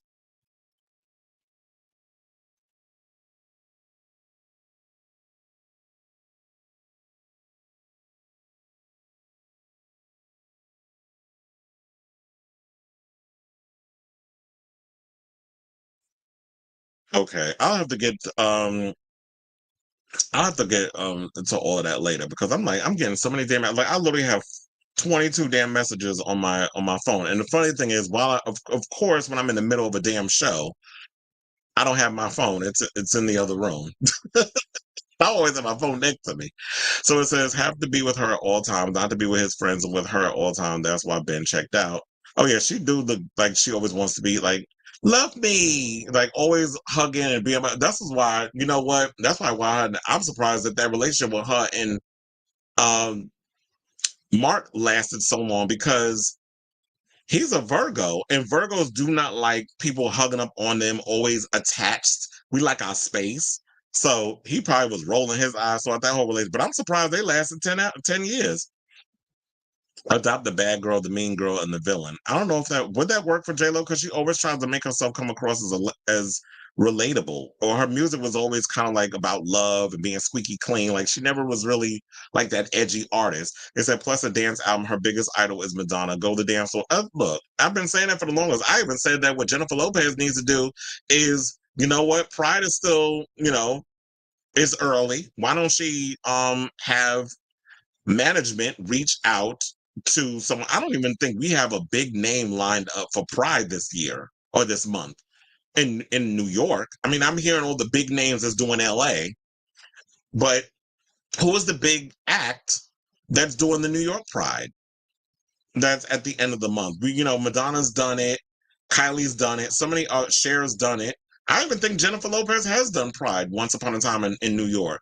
But who's the big name act now? And I feel like she needs to get back with the gays. The gays will show up to an envelope opening if a girl put on a leotard and some big hair.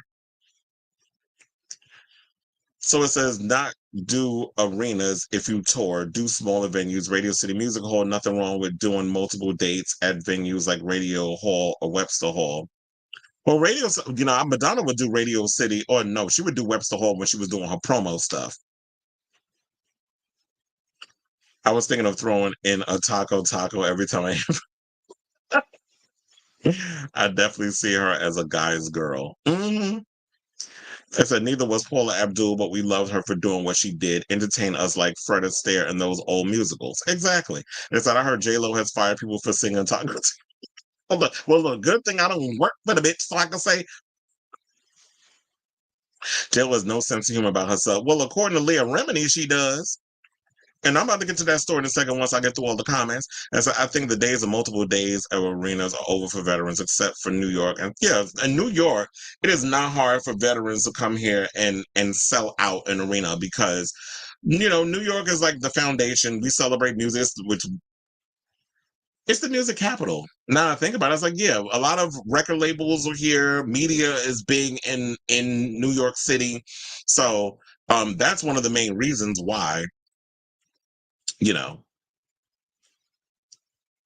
can always do, a lot of events here. Like I said about Ben, he likes the perks of fame, but not being famous. Exactly. Because he's an artist. He's an actor. He's a filmmaker. He's not a star. That's not his situation. It's a little Susie Holrick. Thinks she gets respect if she screws it. Susie Holrick. I saw a commercial Jennifer Garner did that was inspired by A League of Their Own. Now, on to our next Jennifer story. With all the drama that's surrounding J-Lo's broken relationship, it's actually rekindled her relationship with Leah Remini. Because if y'all remember, back when J-Lo did marry Ben, she didn't show up to the wedding. And I think they mentioned this. I don't know if they mentioned this when she was co-hosting the Wendy Williams show back when they were looking for a co-host or a new replacement. You know who they went with. We don't need to recap all of that. But at one point, her and her other bestie, Michelle Visage, was co-hosting. And she said something or another about doing that she didn't show up because I think she was busy or something or other, but she showed up to Mark Anthony's wedding to his new wife, who I think she had a baby with him maybe a year ago or something or another, because I think she was pregnant, but they didn't make that announcement until later on that she was pregnant. But anyway, I'm just kind of giving you all a little backstory. But apparently now that they're saying that Jennifer Lopez is on the outs with Ben, her and Leah back to being BFFs. So the Atlas actress, who's 54, who canceled her This Is Me Live summer tour on Friday in order to spend time with family, had been close to the King of Queens star, who's 53, for years until their rumored falling out back in 2022. Now, according to Page Six, the two stars got into an argument in regards of J-Lo's impending marriage to Affleck at the time. Remini had expressed her worries to Lopez while also reminding her the reason for their first split years earlier, because he is selfish and is not fully committed as a partner. However, following the fight, the on-the-floor hitmaker was so mad she decided to cut off all ties with Leah. Because, sometimes when you're real friends, we telling y'all don't want to hear it. And I've had this situation happen to me numerous times. One I will even mention was a friend of mine who I told you I ran into at Evolution. And we wound up rekindling, becoming it was like we ain't never, been apart. Maki Dada. You and us will never part. It was very much like that because I've had situations where he would cry on my shoulder about, I'm not going to mention the guy's name, that, he's treating me dirty, we had our fight, and then I would say, why don't you leave him? You need to leave him. He's a piece of shit, whatever the case is, because I'm trying to be there for my friend. And he's like, I'm just like Sierra. I just can't leave him alone. I said, Chev, you don't stop referencing songs to me in regards to this bullshit. relationship that y'all have, because he had a meth addiction and was kind of back and forth on that whole. Look at me telling people tea, but I'm not mentioning who the name is, so I'm just letting y'all know the situation. It could be the same situation for Jen and Ben, whereas he's got an addiction to alcohol, and at one point he's cleaned up or whatever the case is, and then he's relapsing, and then he's, I love you 1 minute, and then it's like the commitment isn't there. He's checked out. He's off doing this other stuff. He's easily distracted, and he's not fully committed to the relationship. I do feel at points that when it comes to relationships, Jen will fully commit to that relationship until I guess she gets bored, and then she's ready to move on to the next thing. So they both have their vices. She's addicted to relationships. He's addicted to alcohol. But then when you there for your friend because the situation is what it is, then it's like, oh, well, now they rekindle and they back together. Now it's F me. They want nothing to do with me. And then you pushing me to the side when me as a friend, I'm loyal and I got your back. So it says, however, following the fight, the on-the-floor hitmaker was so mad. Well, I already read that. It said in August 2022, Bennifer had a lavish wedding ceremony in Georgia after saying I do in Las Vegas 1 month earlier. Remini was notably absent from the nuptials, with sources telling TMZ that Leah did make an appearance due to spending time with her daughter, Sophia, who was about to head off to college. Earlier this week, a source told Page Six that the pair were friends for years and explained that Leah wants to reach out to her, but she can just call up and say, I told you so. The insider then updated the publication, revealed that Remini reached out to the songstress and added they have spoken to each other. So it says, during the interview with the Las Culturistas podcast, host and SNL star Bowen Gang asked if Jennifer and Leah were still best buds. However, Visage quickly shut down the question by simply responding with no comment, subtly hinting that all was not well between the pals. Oh yeah, that's what it was, because they went on the podcast of Las Culturistas, and they asked if they were, best buds or whatever, and they were kind of dodging the whole situation. So here's the thing. I'm glad that they worked the relationship out. I'm glad that these two are, that they've actually been able to make it work and all the other stuff, and that, excuse me, that they have, they're working out what it is that they worked out. So I'm glad that they're working out, because you know what? You need a girl to humble J-Lo ass when it comes to that. But anyway, let me know what you guys think down below. Hold on a second. I'm going to have to go get my phone because I keep getting messages and I'm probably going to have to answer that. So we're going to take a little break and I'll be right back. Don't go nowhere.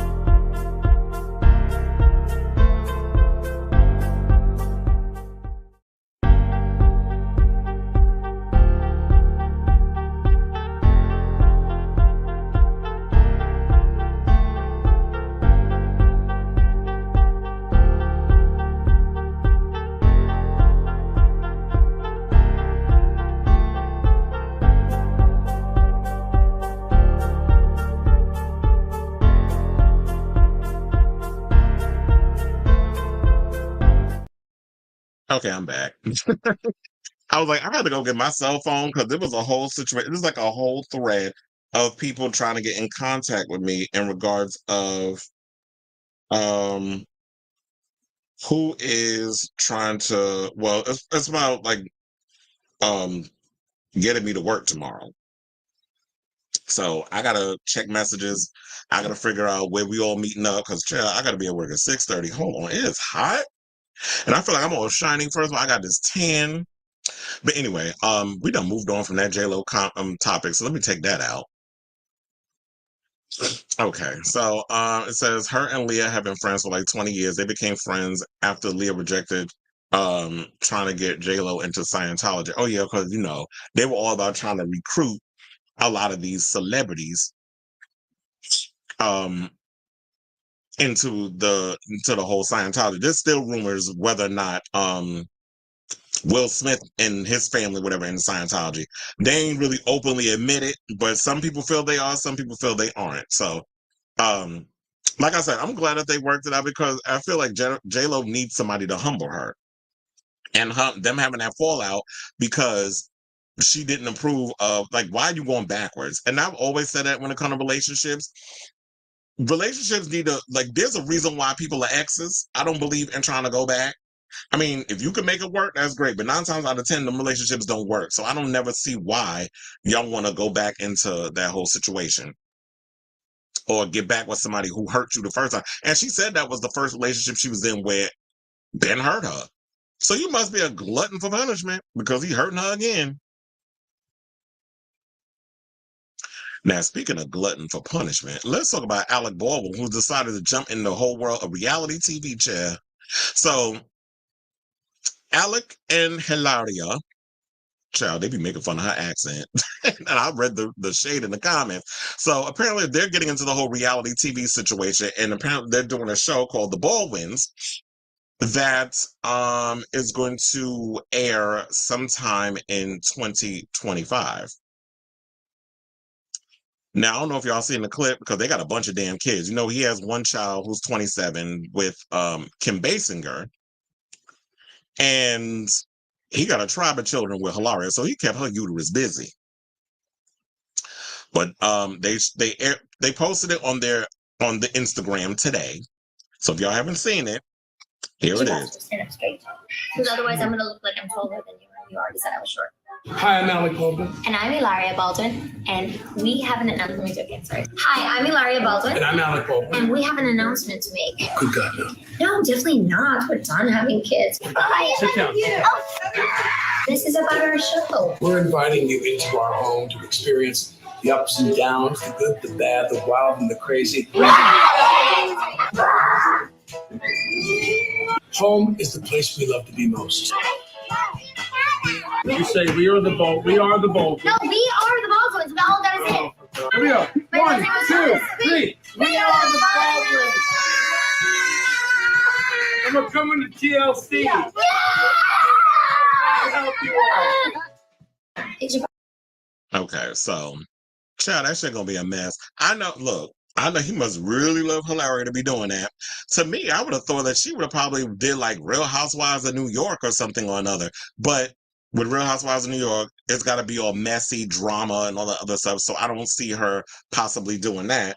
I guess it's smart to kind of go the John and Kate +8 route and do a show that way. But doing that type of show, I'm like, I don't know if this would be a good idea. But look, like he said, being an actor, you're traveling all the time. He's got a lot of kids. They want their father. He's in his mid-60s. She's 40, I believe.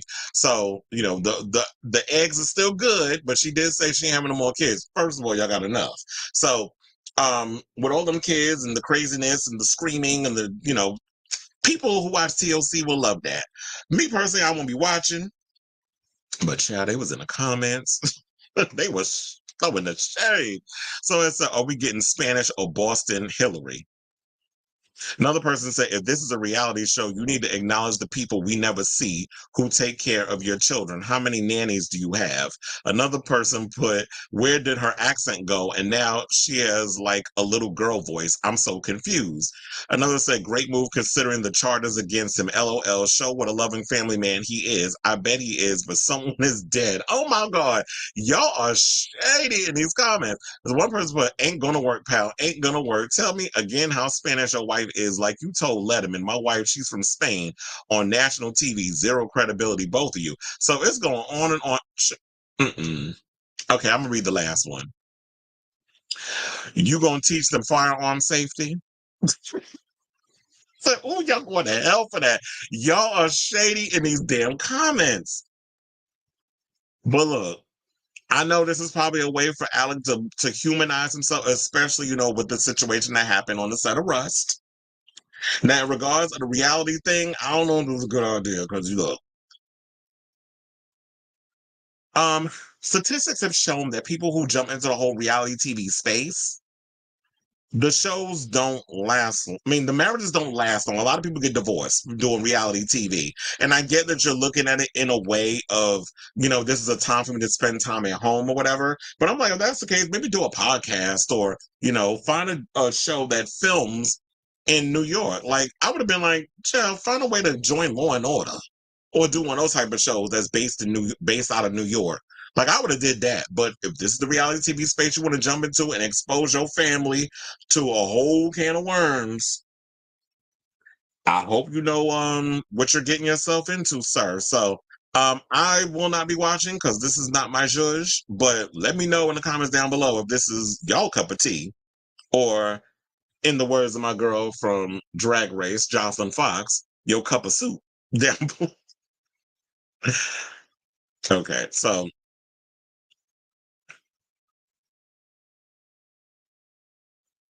Mandisa died of natural. Oh, was that the story that just came out? Because I remember they were talking about. I remember when Mandisa passed away, but now they're talking about they died of natural causes. So they said he should have done the show 20 years ago when people were still interested in him. Yeah, because I don't even think he's in the new Beetlejuice movie. I didn't see him in the trailer. But so I didn't know he had so many young kids. Yeah, because it's like every time that Hilaria would push out a baby, he kept sticking his dick in her. I mean, I get it, that's his wife, but damn, can you let my coochie breathe before I'm pushing out another kid? But what else she doing? So bear them kids, sis. It's getting shaded. And word is the New Mexico government is sending a cease and desist letter to TLC and say cancel the Baldwins. This is a distraction to their case to make him get well.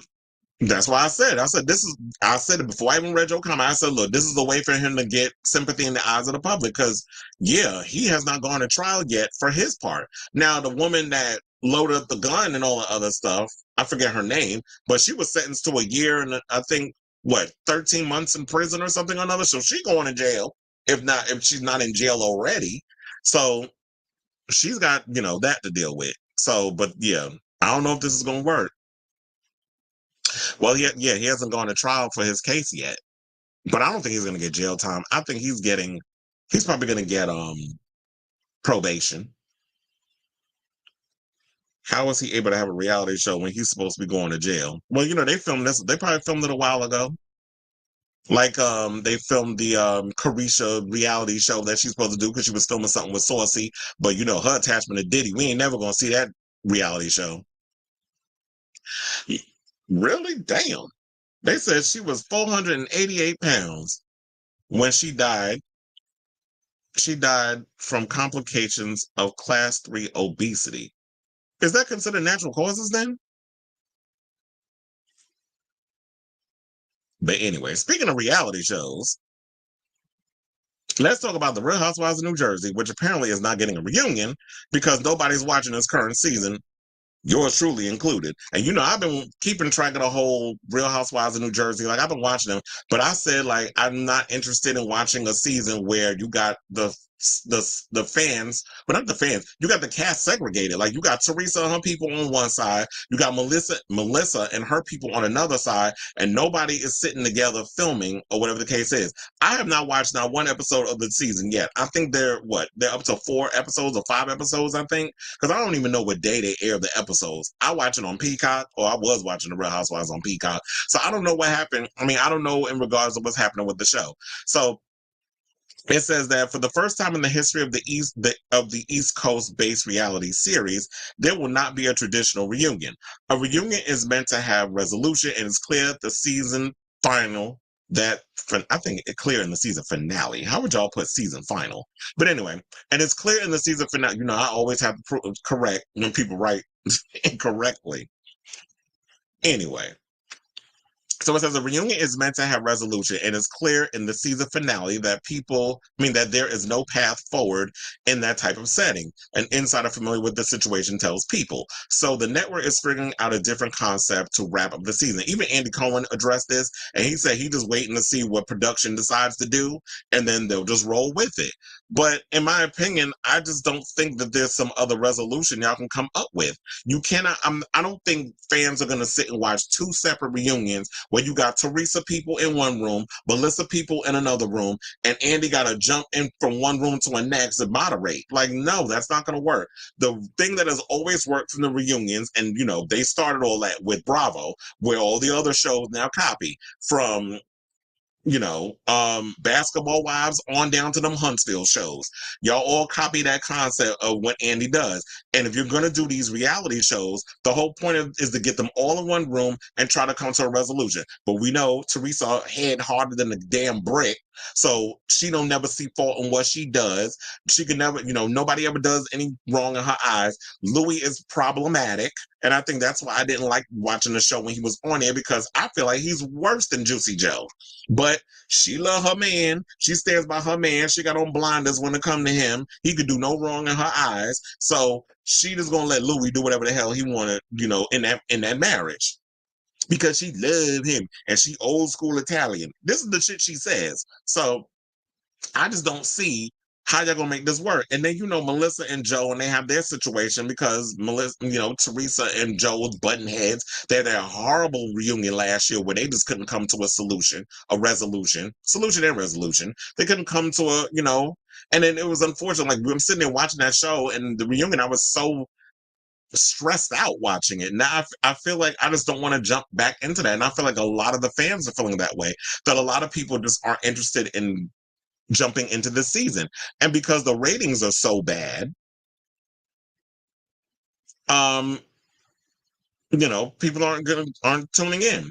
So it says it's been a fractured season. I mean, that's why they're not getting the reunion. So it says it's been a fractured season for RHONJ that saw long-standing rifts only continue to drive co-stars Teresa Giudice, Melissa Gorga, Dolores Catania, Margaret Josephs, Jennifer Aiden, Danielle Cabral, Rachel Fuda, Jackie Goldschneider, and Jen Fessler further apart. That's the same divide that caused RHONJ to have split panels at BravoCon over the past 2 years. At the center of the conflict is the feud between long-standing housewives and sisters-in-law Teresa and Melissa. All season long, the two reportedly did not interact until the explosive finale that was teased in the premiere episode. Oh, so yeah. So they did have them split, but I knew they were probably going to say, okay, in the finale, y'all need to come together. So maybe I'll just watch the finale, or I'll just force myself to watch the season. So it says Margaret's on the outs with Teresa too after alleging at the season 13 reunion that the mother of Ford's husband, Louis Ruelas, called and threatened her son at his place of business. Both Teresa and Louis have denied Margaret's claim. I believe what Margaret said, though. But the soiree founder has remained insistent in her desire not to associate with them, even moving away from friends of the franchise, Jackie and Jen, as they've gotten closer to Teresa. And people saying the reason why Jackie is getting closer to Teresa because she needs screen time. Because remember, at one point last year, she was a friend of. And so we know that the only reason why you buttering up to Teresa because you feel like you can get more screen time with her than you would with Melissa. So Teresa and Louis, meanwhile, have claimed that Margaret's been speaking with Louis' ex to float negative stories about him on the show, which Margaret has denied. I believe that she probably has too, because Margaret's just as vindictive as Teresa is. So y'all both do tit for tat type shit. Margaret is no innocent, and Teresa, neither are you. So Rachel has had her own issues with Teresa and Louis, also stemming from the reunion where her husband, John Fuda, claimed the couple had been investigating them through their friend Bo Dietl and even contacted Joe's ex-wife in prison. I mean, John's ex-wife in prison, because at one point, the son was trying to get emancipated from her and have John's wife adopt him, Rachel adopt him officially as his mom, because how could you raise a child from behind bars and you ain't really been in the child's life? So Teresa and Louis denied, allegedly, that's according to what they said. Now, Teresa and Louis denied those claims, but in the season 14 premiere episode, Teresa repeated accusations about John on the internet from his ex that he was the biggest drug dealer in Bergen County and that he was into kinky-ish involving sex toys. Well, girl, I would not be surprised if Teresa got vibrators and shit in her damn drawer as well. So I don't know why you up in here trying to talk about that John Fuda is into sex toys and stuff when your husband has a sex addiction, according to the story, and that he has to fuck you 4 times a damn day, and you have to keep up with him in order so that I guess he won't stray out and go with other women. So Teresa, we going, people in glass houses should not be throwing stones at other people's sex life. So they also said John laughed off the claims, telling people the damaging lies repeated about me are not rooted in reality. Now, still, the rumors upset Rachel so much that she had a falling out with Jen because she continued to associate with Teresa. Previews this season showed that the Fudas come face to face with Teresa and Louis during a future episode in a sit down that ends with John calling Teresa the poster child for mortgage fraud and said, "When I need my money laundered, I'll call you." Well, child, that was a read. Because they was laundering the money. Look, she went to jail for it. As for Jennifer and Danielle, people reported in September that both were suspended for filming for several. Oh yeah, because they got into a fight. Oh my God, I've totally forgot about that. The fight between Jennifer and Danielle. Isn't that this season, child? I need to watch it. They said oh no, wait, that was last year, right?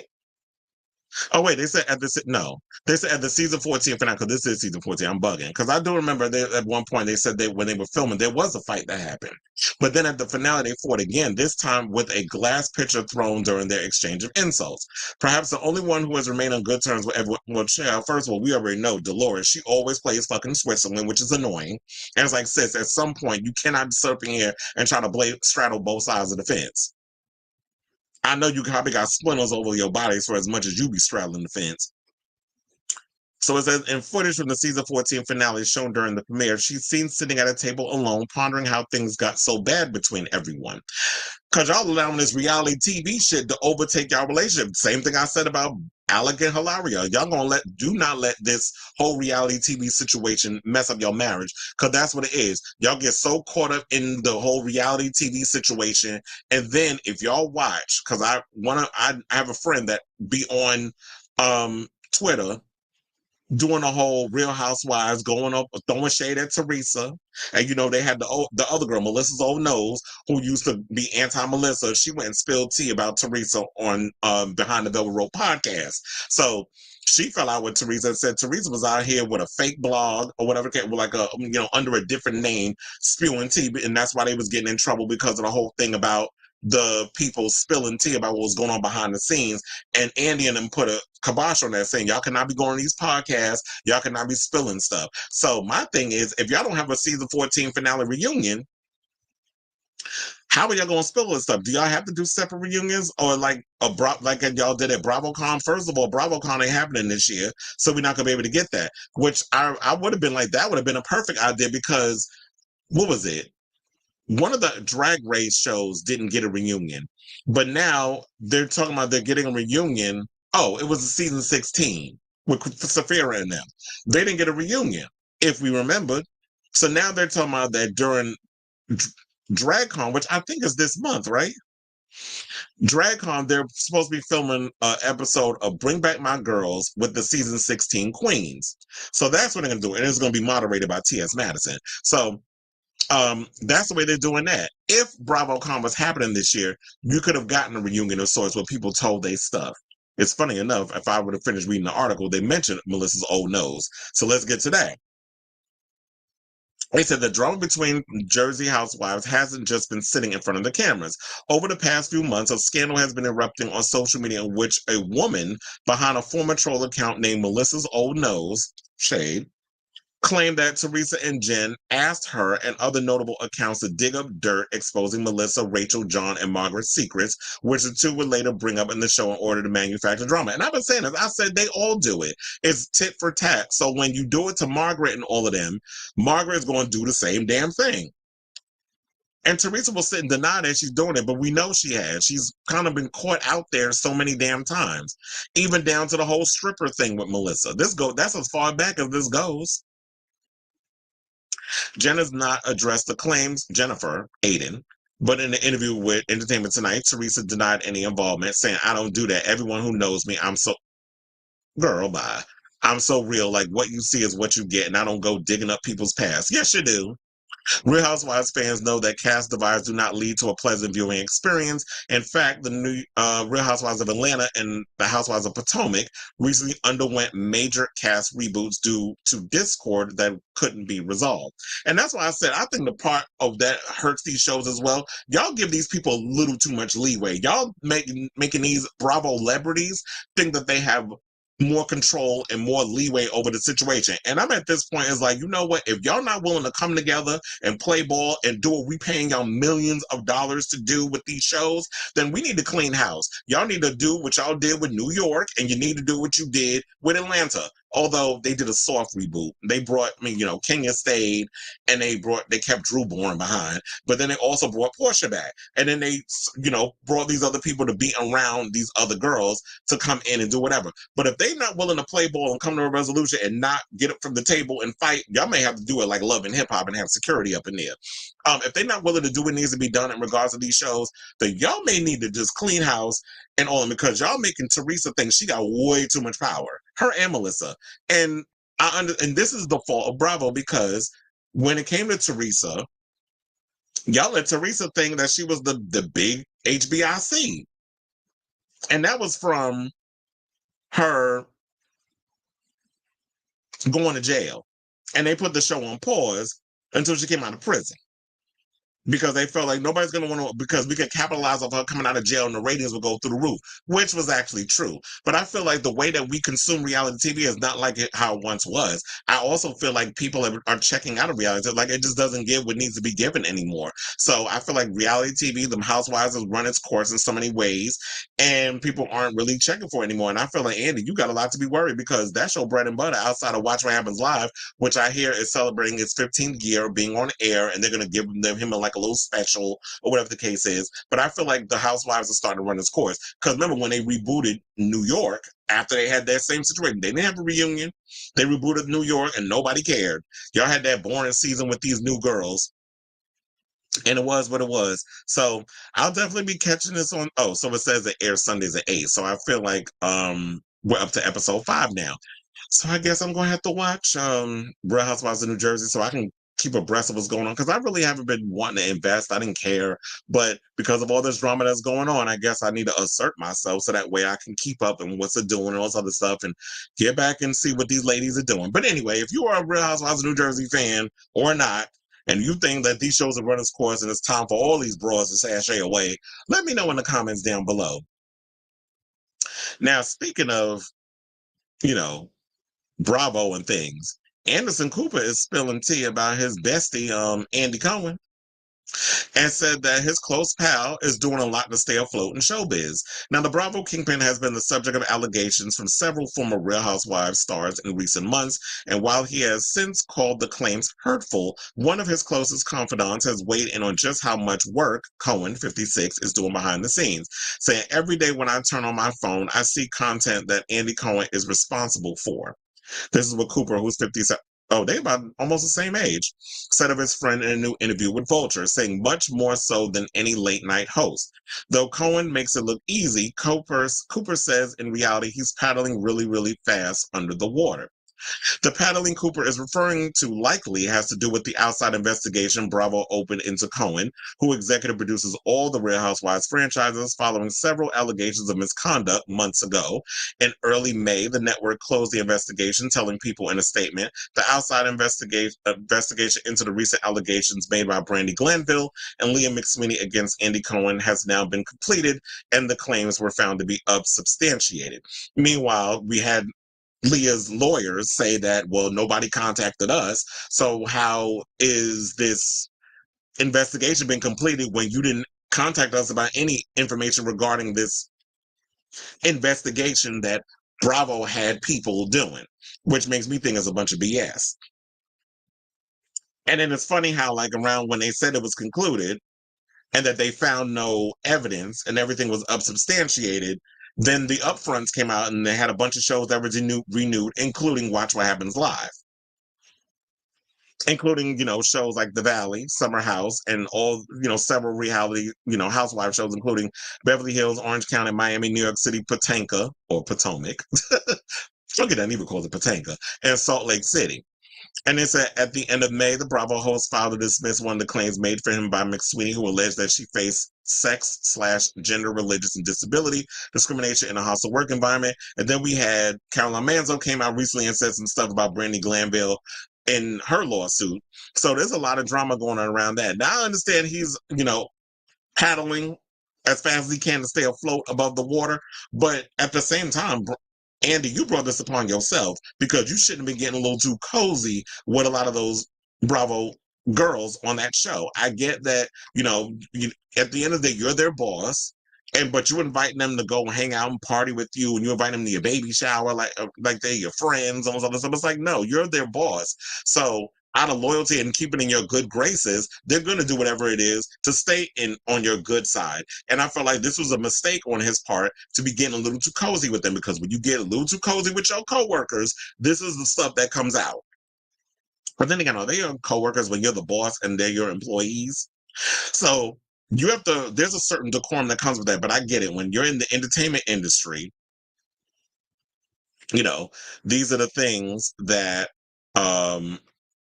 you're going to have to abide, they do things a little differently in regards to, the way they do things in industry versus when you work in the real corporate world or a regular job. So I get it, but I don't honestly feel bad for him, because he should have thought about all of this before he got a little too comfortable with them women. Because at the end of the day, it's like nobody can spray you with your own tea if you making sure that you keep certain people at bay. That's why I like when RuPaul's like, you know what?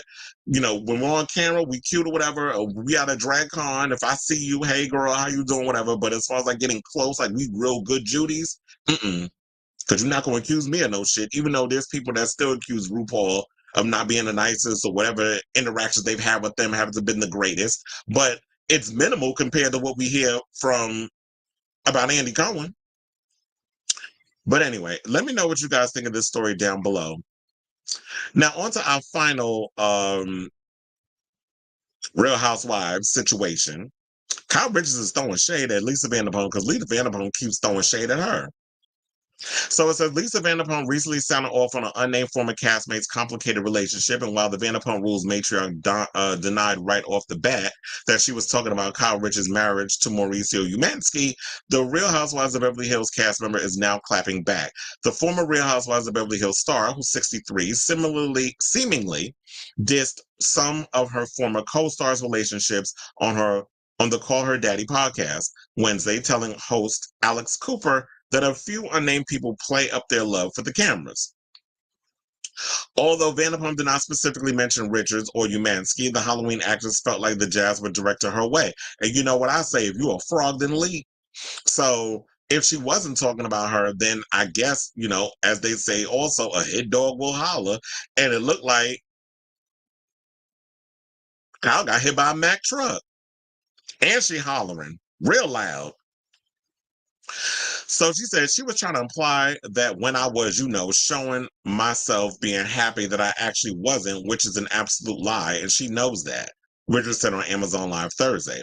She just does that to be really mean. And then she goes on and say, I'm not saying who I'm talking about. I would never do such a thing. And that's all. This is always what she does. Bridges said the inconsiderate comments are a perfect example of why all of Vanderpump's former castmates have an issue with her, saying it's just so classic her, she continued.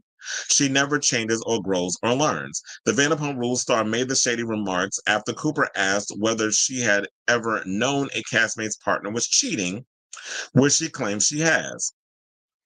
Well, there was somebody that's recently had this kind of complicated scenario, noting that they were on one of the shows with which she was affiliated. Although Richards thought the comment was directed her way, a few other notable couples with connections to Vanderpump have split in recent months, such as Jax Taylor and Brittany Cartwright, and Paul P.K. Kemsley and Dorit Kemsley. So one of the things I don't like about when people jump into situations where y'all just be throwing shade about people's marriages or whatever the case was, if you're going to say some shit, like, own it, mention the name, say what you're going to say. Don't just kind of gaslight the situation. Like, be open and honest about who you talking about. I hate when people be like, oh, I'm not going to mention no names. But I'm like, bitch, if I got problems with you, I'm going to mention your name. I said, I truly believe that. I mean, there was always rumors about Mauricio out here cheating. That was going on for years. I don't think that's what Alison Dubois meant back in the day when she was talking about Kyle's marriage. I do believe that she was picking up on oh my God, what the hell's her damn name? Camille Grammer and Kelsey. I do believe that's probably who she was referring to, because Kelsey was out here with a whole cheatation situation going on, and that's why he kept Camille busy. While he was off in New York, laying low and spreading their wire with that flight attendant, who he ended up marrying. I know. Look, some of y'all be out here real lucky, I guess, when you marry the mistress. Some of y'all get lucky with that. But I do believe that because the scandal was so big with Kyle and Mauricio, and Lisa, or as we like to call her, LVP, has not forgiven Kyle for, that whole blowout that they had on the show, that she was throwing shade at Kyle. So while a hit dog will holler, as I say, I do believe that's who she was talking about. Because she couldn't have been talking about Jackson Brittany. Because if she was, I really feel like she would have mentioned their name. Because she has mentioned Jackson Brittany in situations. But I don't think she was, I don't know. I do feel like Paul and Paul, PK, well, that is his name, PK and Dorit, I do feel like they're using their marriage to maintain their diamond. Now, I do feel like that when I look back on it, and I've said this many a times, I do feel like Kyle and Mauricio kind of was putting on this united front and being fake and everything when their marriage wasn't necessarily marriaging. Because there had always been stories, like I said, about Mauricio allegedly cheating for years. And Kyle looked the other way. And she was, keeping herself busy and raising the kids and all this other stuff. Well, daughter, because she has Portia. But the other girls are old enough where they can take care of themselves. But I do feel like she was using that situation as a way, she was trying to make it seem like everything was perfect. And Kyle is notorious for doing that. So I do believe that's what she was talking about. But do y'all think that's who LVP was talking about when she threw that Venetian blind shade at one of her former co-stars? Let me know in the comments down below. Chris says, why does he even have a career still? And I lost all respect I had for Anderson when he ditched Cap. Yeah, I still be side on him in regards to that situation. And Madonna needs to pick better friends, because I don't particularly care for Anderson Cooper. I liked him back in the day, but he just gives me like he's such an uptight queen who needs a good foundation situation. But anyway, let's talk about Elon Musk, who I always thought Twitter was allowed. I mean, Twitter was allowed. Twitter has always allowed porn. But they say Elon Musk's Twitter is now formally allowing users to post adult and graphic content on the platform with some restrictions. The platform has never restricted or banned adult content, but updated rules announced over the weekend reveal how new caveats. Musk has previously hosted adult content with NSFW communities, which, means not safe for work. saying we believe in the autonomy of adults to engage with and create content that reflects their own beliefs, desires, and experiences, including those related to sexuality. X's adult content page reads, we balance this freedom by restricting exposure to adult content for children or adult users who choose not to see it.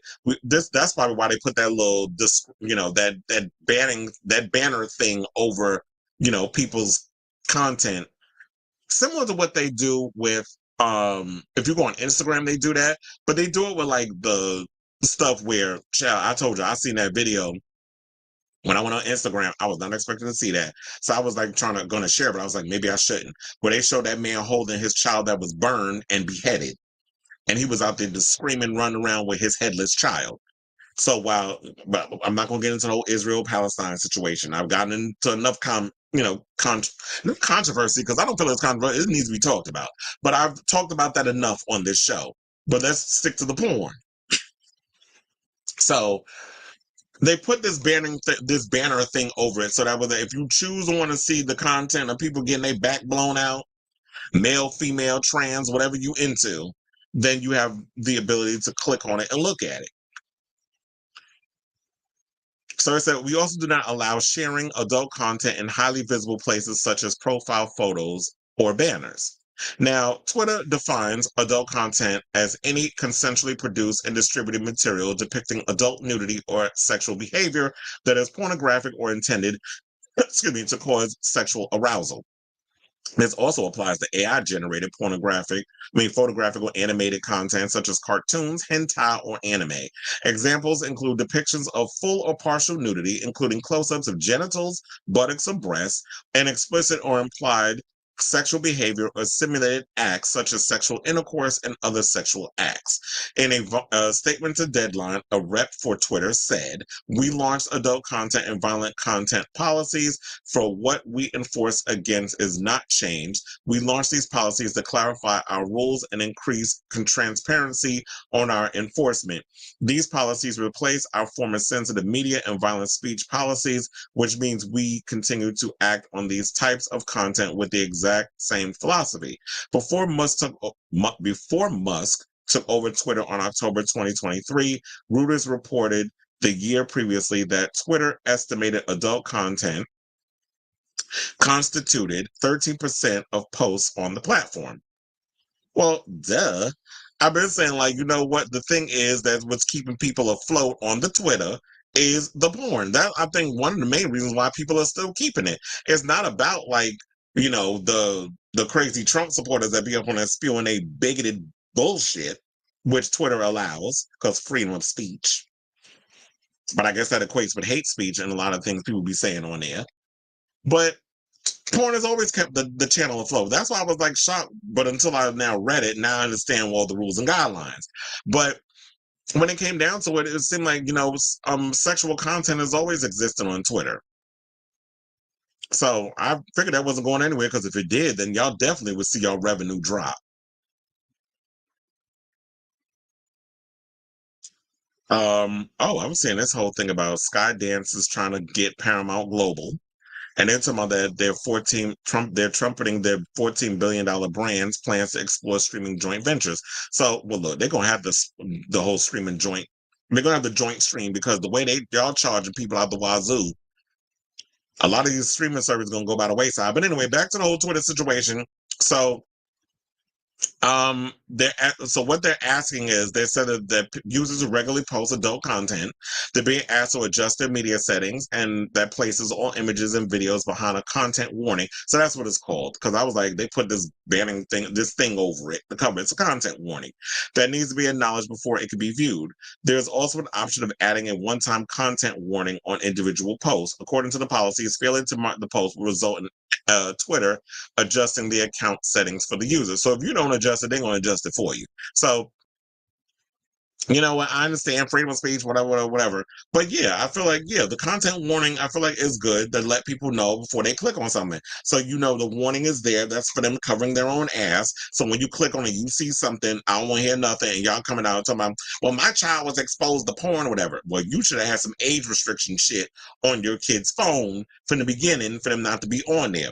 But it's like, yeah, I can't even open up my Twitter without scrolling and coming across somebody getting their back blown out. So it's fine what they have with this. And look, I guess Twitter is still a way for people to use it as a way to promote their content to their other platforms, like the OnlyFans or the Just for Fans and all the other streaming platforms, or their own personal website that they use to get their tea out there. But anyway, what do y'all think of this story? Let me know in the comments down below.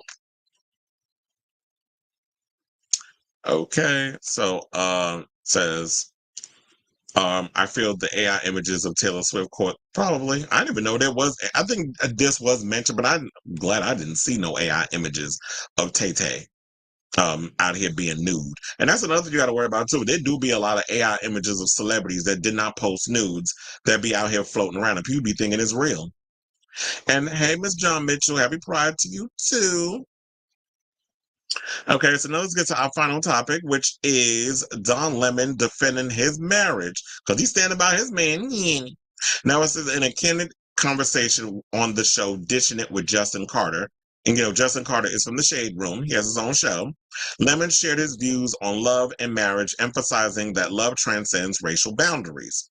Now he says, you love who you love. You fall in love with who you fall in love with. This is what Lemon expressed, dismissing the negative comments about the race of his partner as ignorance. He stressed the importance of personal freedom in choosing a life partner regardless of race, saying, had I fallen in love with a black man, I would have married a black man. Had I fallen in love with an Asian man, I would have married an Asian man.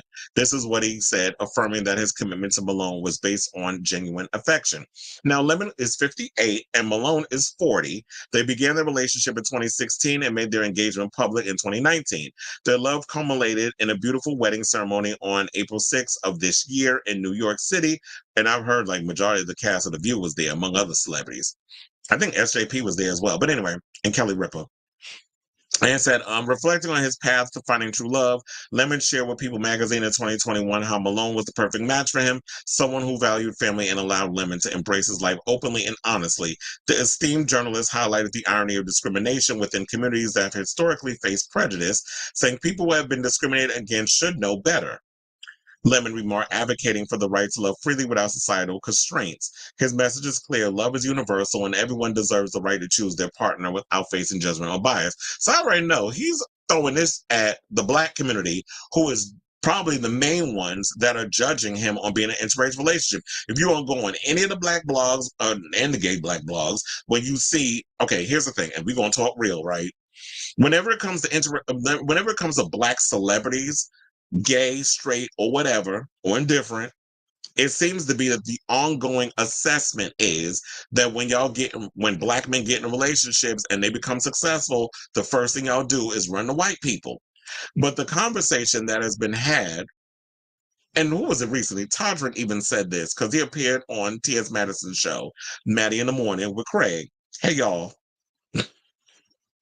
And he was talking about, and I feel like, maybe Don Lemon's in this situation. I feel like whenever a lot of Black men who get to a certain status and they try to get in relationships with other Black men, A, a lot of them are still hiding in the closet on the down low.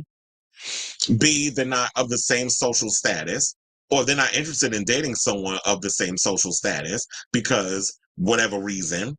Then when I remember Todrick Hall was saying that, he got clowned because the way he was raised, his mother raised him on Disney stuff. He wasn't allowed to watch certain movies and all this other stuff when he got, when he was growing up. So he wasn't allowed to be like a lot of kids where they saw Set It Off. They watched Crooklyn. They watched, Jason's Lyric. They watched, any other Black type stuff.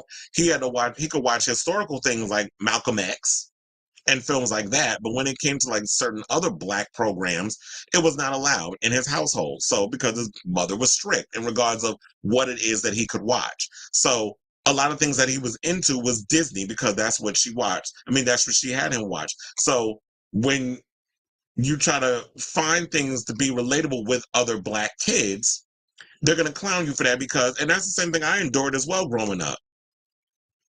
But that didn't shy me from wanting to be in relationships with Black men. But I guess everybody has their own situation.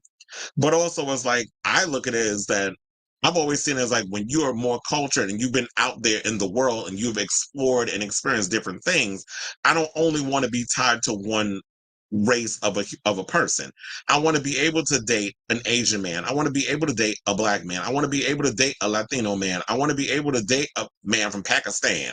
Ooh, that rhymed. I'm a poet and I know it. I was like, I want to be able to try different, buffets on the table. I don't only want to just eat the same damn meal all the time. Like, I feel like we should, as human beings, explore different races, explore different situations. Now, if you go and say some full-on racist shit, you will get checked. But for the most part, I feel like we all need to open our minds and our hearts up to dating different types of people and stop clowning people who date outside their race. Now, if you out here dating outside your race and shading your own race, which we've seen black men do, then you deserve that lashing. You deserve to get read down to the floor. But if you are genuinely in a relationship with someone who is a different race and y'all have a genuine love and connection for each other, I'm here for that. But if you out here getting in relationships with people outside your race because because it's going to help your social status, or you feel like white is right, or whatever the case is, then yeah, you deserve to get dragged. But I say at the end of the day, love who you love. Y'all need to broaden your horizons out here. There's so much culture that we should engulf and be a part of, instead of being like, well, because a lot of y'all be out here worrying about what other people think.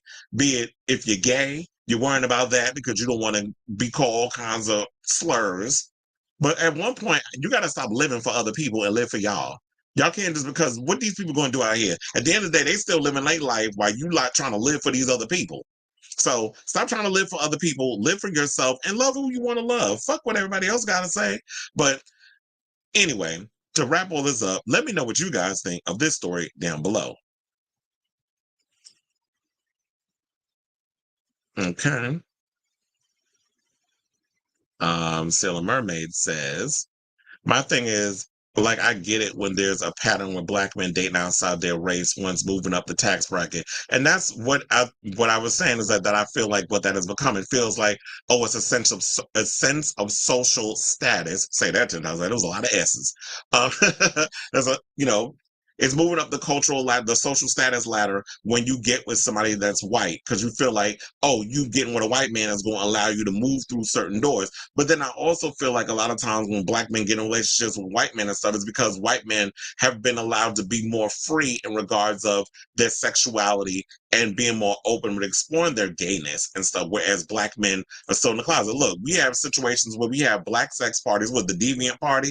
Black people still trying to come to terms with being open in that context of, being free to express themselves. And people, I saw when they was showing home deviant parties and them videos online, people was gagging them. I'm like, where the fuck y'all been? Like, I've been going to parties for over 20 years. My friend Daniel Ordicio been throwing them type of parties. And I guess because I've been in those situations of being around all different cultures and being in those type of environments, I don't see nothing wrong with getting with different relationships. But it just seems like more and more black folks are starting to come to terms with their sexuality because, there's still a shame, be it the church and the upbringing and all that other stuff. So once y'all get past that shame, you'll realize you can open up your mind and your eyes to more things.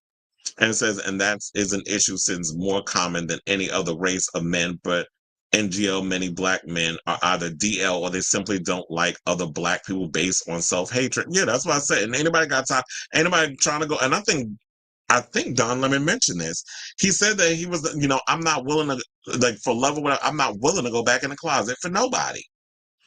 And I agree with that. Like, if I'm so far out the closet of loving myself and working on myself to be in love with getting myself to a place where I love who I am as a human being, I'm not going back in no closet because you all kind of mentally fucked up and you got a lot of demons you got to exercise. I ain't got time. That's what they pay therapists for, or you can pay a therapist for. So work it out with your therapist. I was gonna say work it out with your pastor, your priest, but then again, they might be homophobic, so I wouldn't work it out with them. Work it out with your therapist, because at least you pay them and they can be non-judgmental. If you get you a gay therapist, and then work it out that way. And so I prefer dating out, to be honest. Exploring and learning a new culture and environment is so beneficial in this day and age. Maybe it's just my Aquarius rising placement, but I don't know. It's so much. out there. Absolutely. And I don't understand people who will sit and close themselves off from experience. I remember I had a friend that was like that for a while. That he was very much like, I'm a date a black man, I'm a date a black man. But then he got into the reality of going to LA.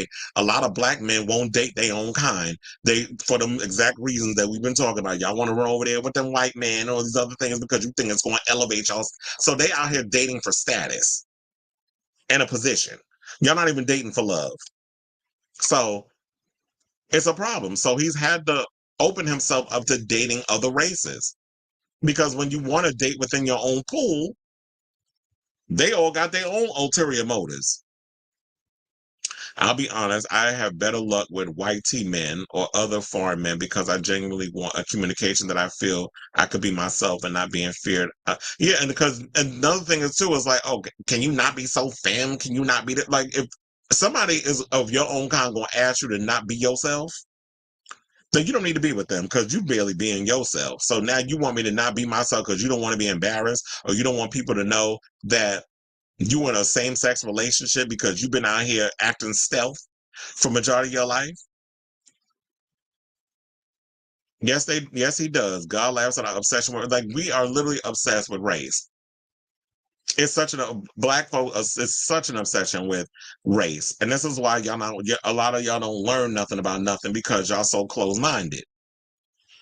And it said colorist men and the toxic interracial relationship should be brought up, but we also need to talk about how rigid and judgmental the black community can be that pushes individuals away because they feel excluded because they don't fit the mold. So they're going to go with, absolutely. And that's what I feel like so many others, like Billy Porter, like Coleman Domingo, who's married to a Latino, actually. And he's part Latino. So he's still within his wheelhouse. But I know the man's light skinned, so that's why they got a problem with it. So like what was it? Like Don Lemon, like Billy Porter, like so many others who you see in these interracial relationships. It's because of that reason. Like who's the one I mentioned? Sean T. You know, where he's dating, you know, while he's in a relationship with a white man. A lot of them, because it is like that. It's like they get pushed away because their own community could be so judgmental and doesn't allow them to be themselves. And when you're a gay man who, you know, cannot go stealth and be straight acting or put on this facade that you're not a homosexual, you know, the obvious ones, a lot of them don't have a choice. Some, you know, there are effeminate gay men and you tell them they can't be themselves is unfortunate. So, well, it looks like we came to the end of the show. If y'all have any more questions, comments, or concerns, drop it down in the comments. Otherwise, thank you all for tuning in to today's show. I'm thinking I may have to do another show on Thursday. We're trying to take all these damn banners out. I'm thinking probably the next time I'm probably going to do a show is Thursday because I don't think I'm working that day. Tomorrow I'm doing a double shift, so I got to be at work at 6:30 in the morning, and I'm probably not getting home until midnight. So, child, pray for me. But yeah, today I was like, yeah, between Queen's Pride and y'all already know my story if y'all watch the beginning of the show. But and I was a hot ass mess. So between, you know, Queen's Pride and working a double on, and then working yesterday, working a double on Saturday, going to Queen's Pride on Sunday, and working yesterday, and only getting 2 hours of sleep after coming home from Queen's Pride, being shit-faced drunk. I really hope nobody smelled the alcohol through my pores. But when I went to work, I did brush my teeth and wash my ass. Just like, but I'm like, between all of that shit, you know, yesterday I literally went to sleep at 8 o'clock and did not wake up until about 8 o'clock this morning. I think I literally slept a full, what is that? 8 to 8. I slept a long damn time and I needed that damn sleep because I was exhausted. So I feel like I am a bit rejuvenated. And yeah, I definitely needed that. So that's what I've been doing. I was like, I've been catching up on sleep. Like, I can't be out here dipping it and doing it like I used to. You know, when you get older, you can't be she allegedly pregnant. Well, girl, the clock is ticking because she's what, 37, 38? And she's been with that boyfriend of hers for 4 years. And she's supposed to be coming out with a new album. I don't know what it sounds like. I hope it's Pop Gaga and not Jazz Gaga. What if she pregnant? Congratulations. We'll hear about it in the next couple of days. But no, I have not seen any pictures of her being of her with a bump. Did they try to imply that Taylor Swift might be pregnant too because there was a little bit of bump? I'm like, she probably on her period. She might be bloated. But if she is, then congratulations to her too. But Taylor Swift, her clock is ticking. She's around the same age as Lady Gaga, I think. But Lady Gaga's what, 37, and um 37 and 38, and Taylor Swift, I believe, will be 35 in December. So look, her clock is ticking too. Oh yeah, and they are Italian, and I don't think, and I don't think that they ate that Italy pasta because you can eat a whole lot from Italy and not feel like you bloated. Oh, so oh yeah, you said she's 87 and Gaga. Well, yeah, Taylor Swift is 1989, hence the name of the album. So yeah, she is 1989, which I always say is the only Taylor Swift album that I like. And yeah, Gaga's 87. So um shout out to the 90s girls. Yeah, as I said, she's 30. What? She's like Gaga's 37. Please hold.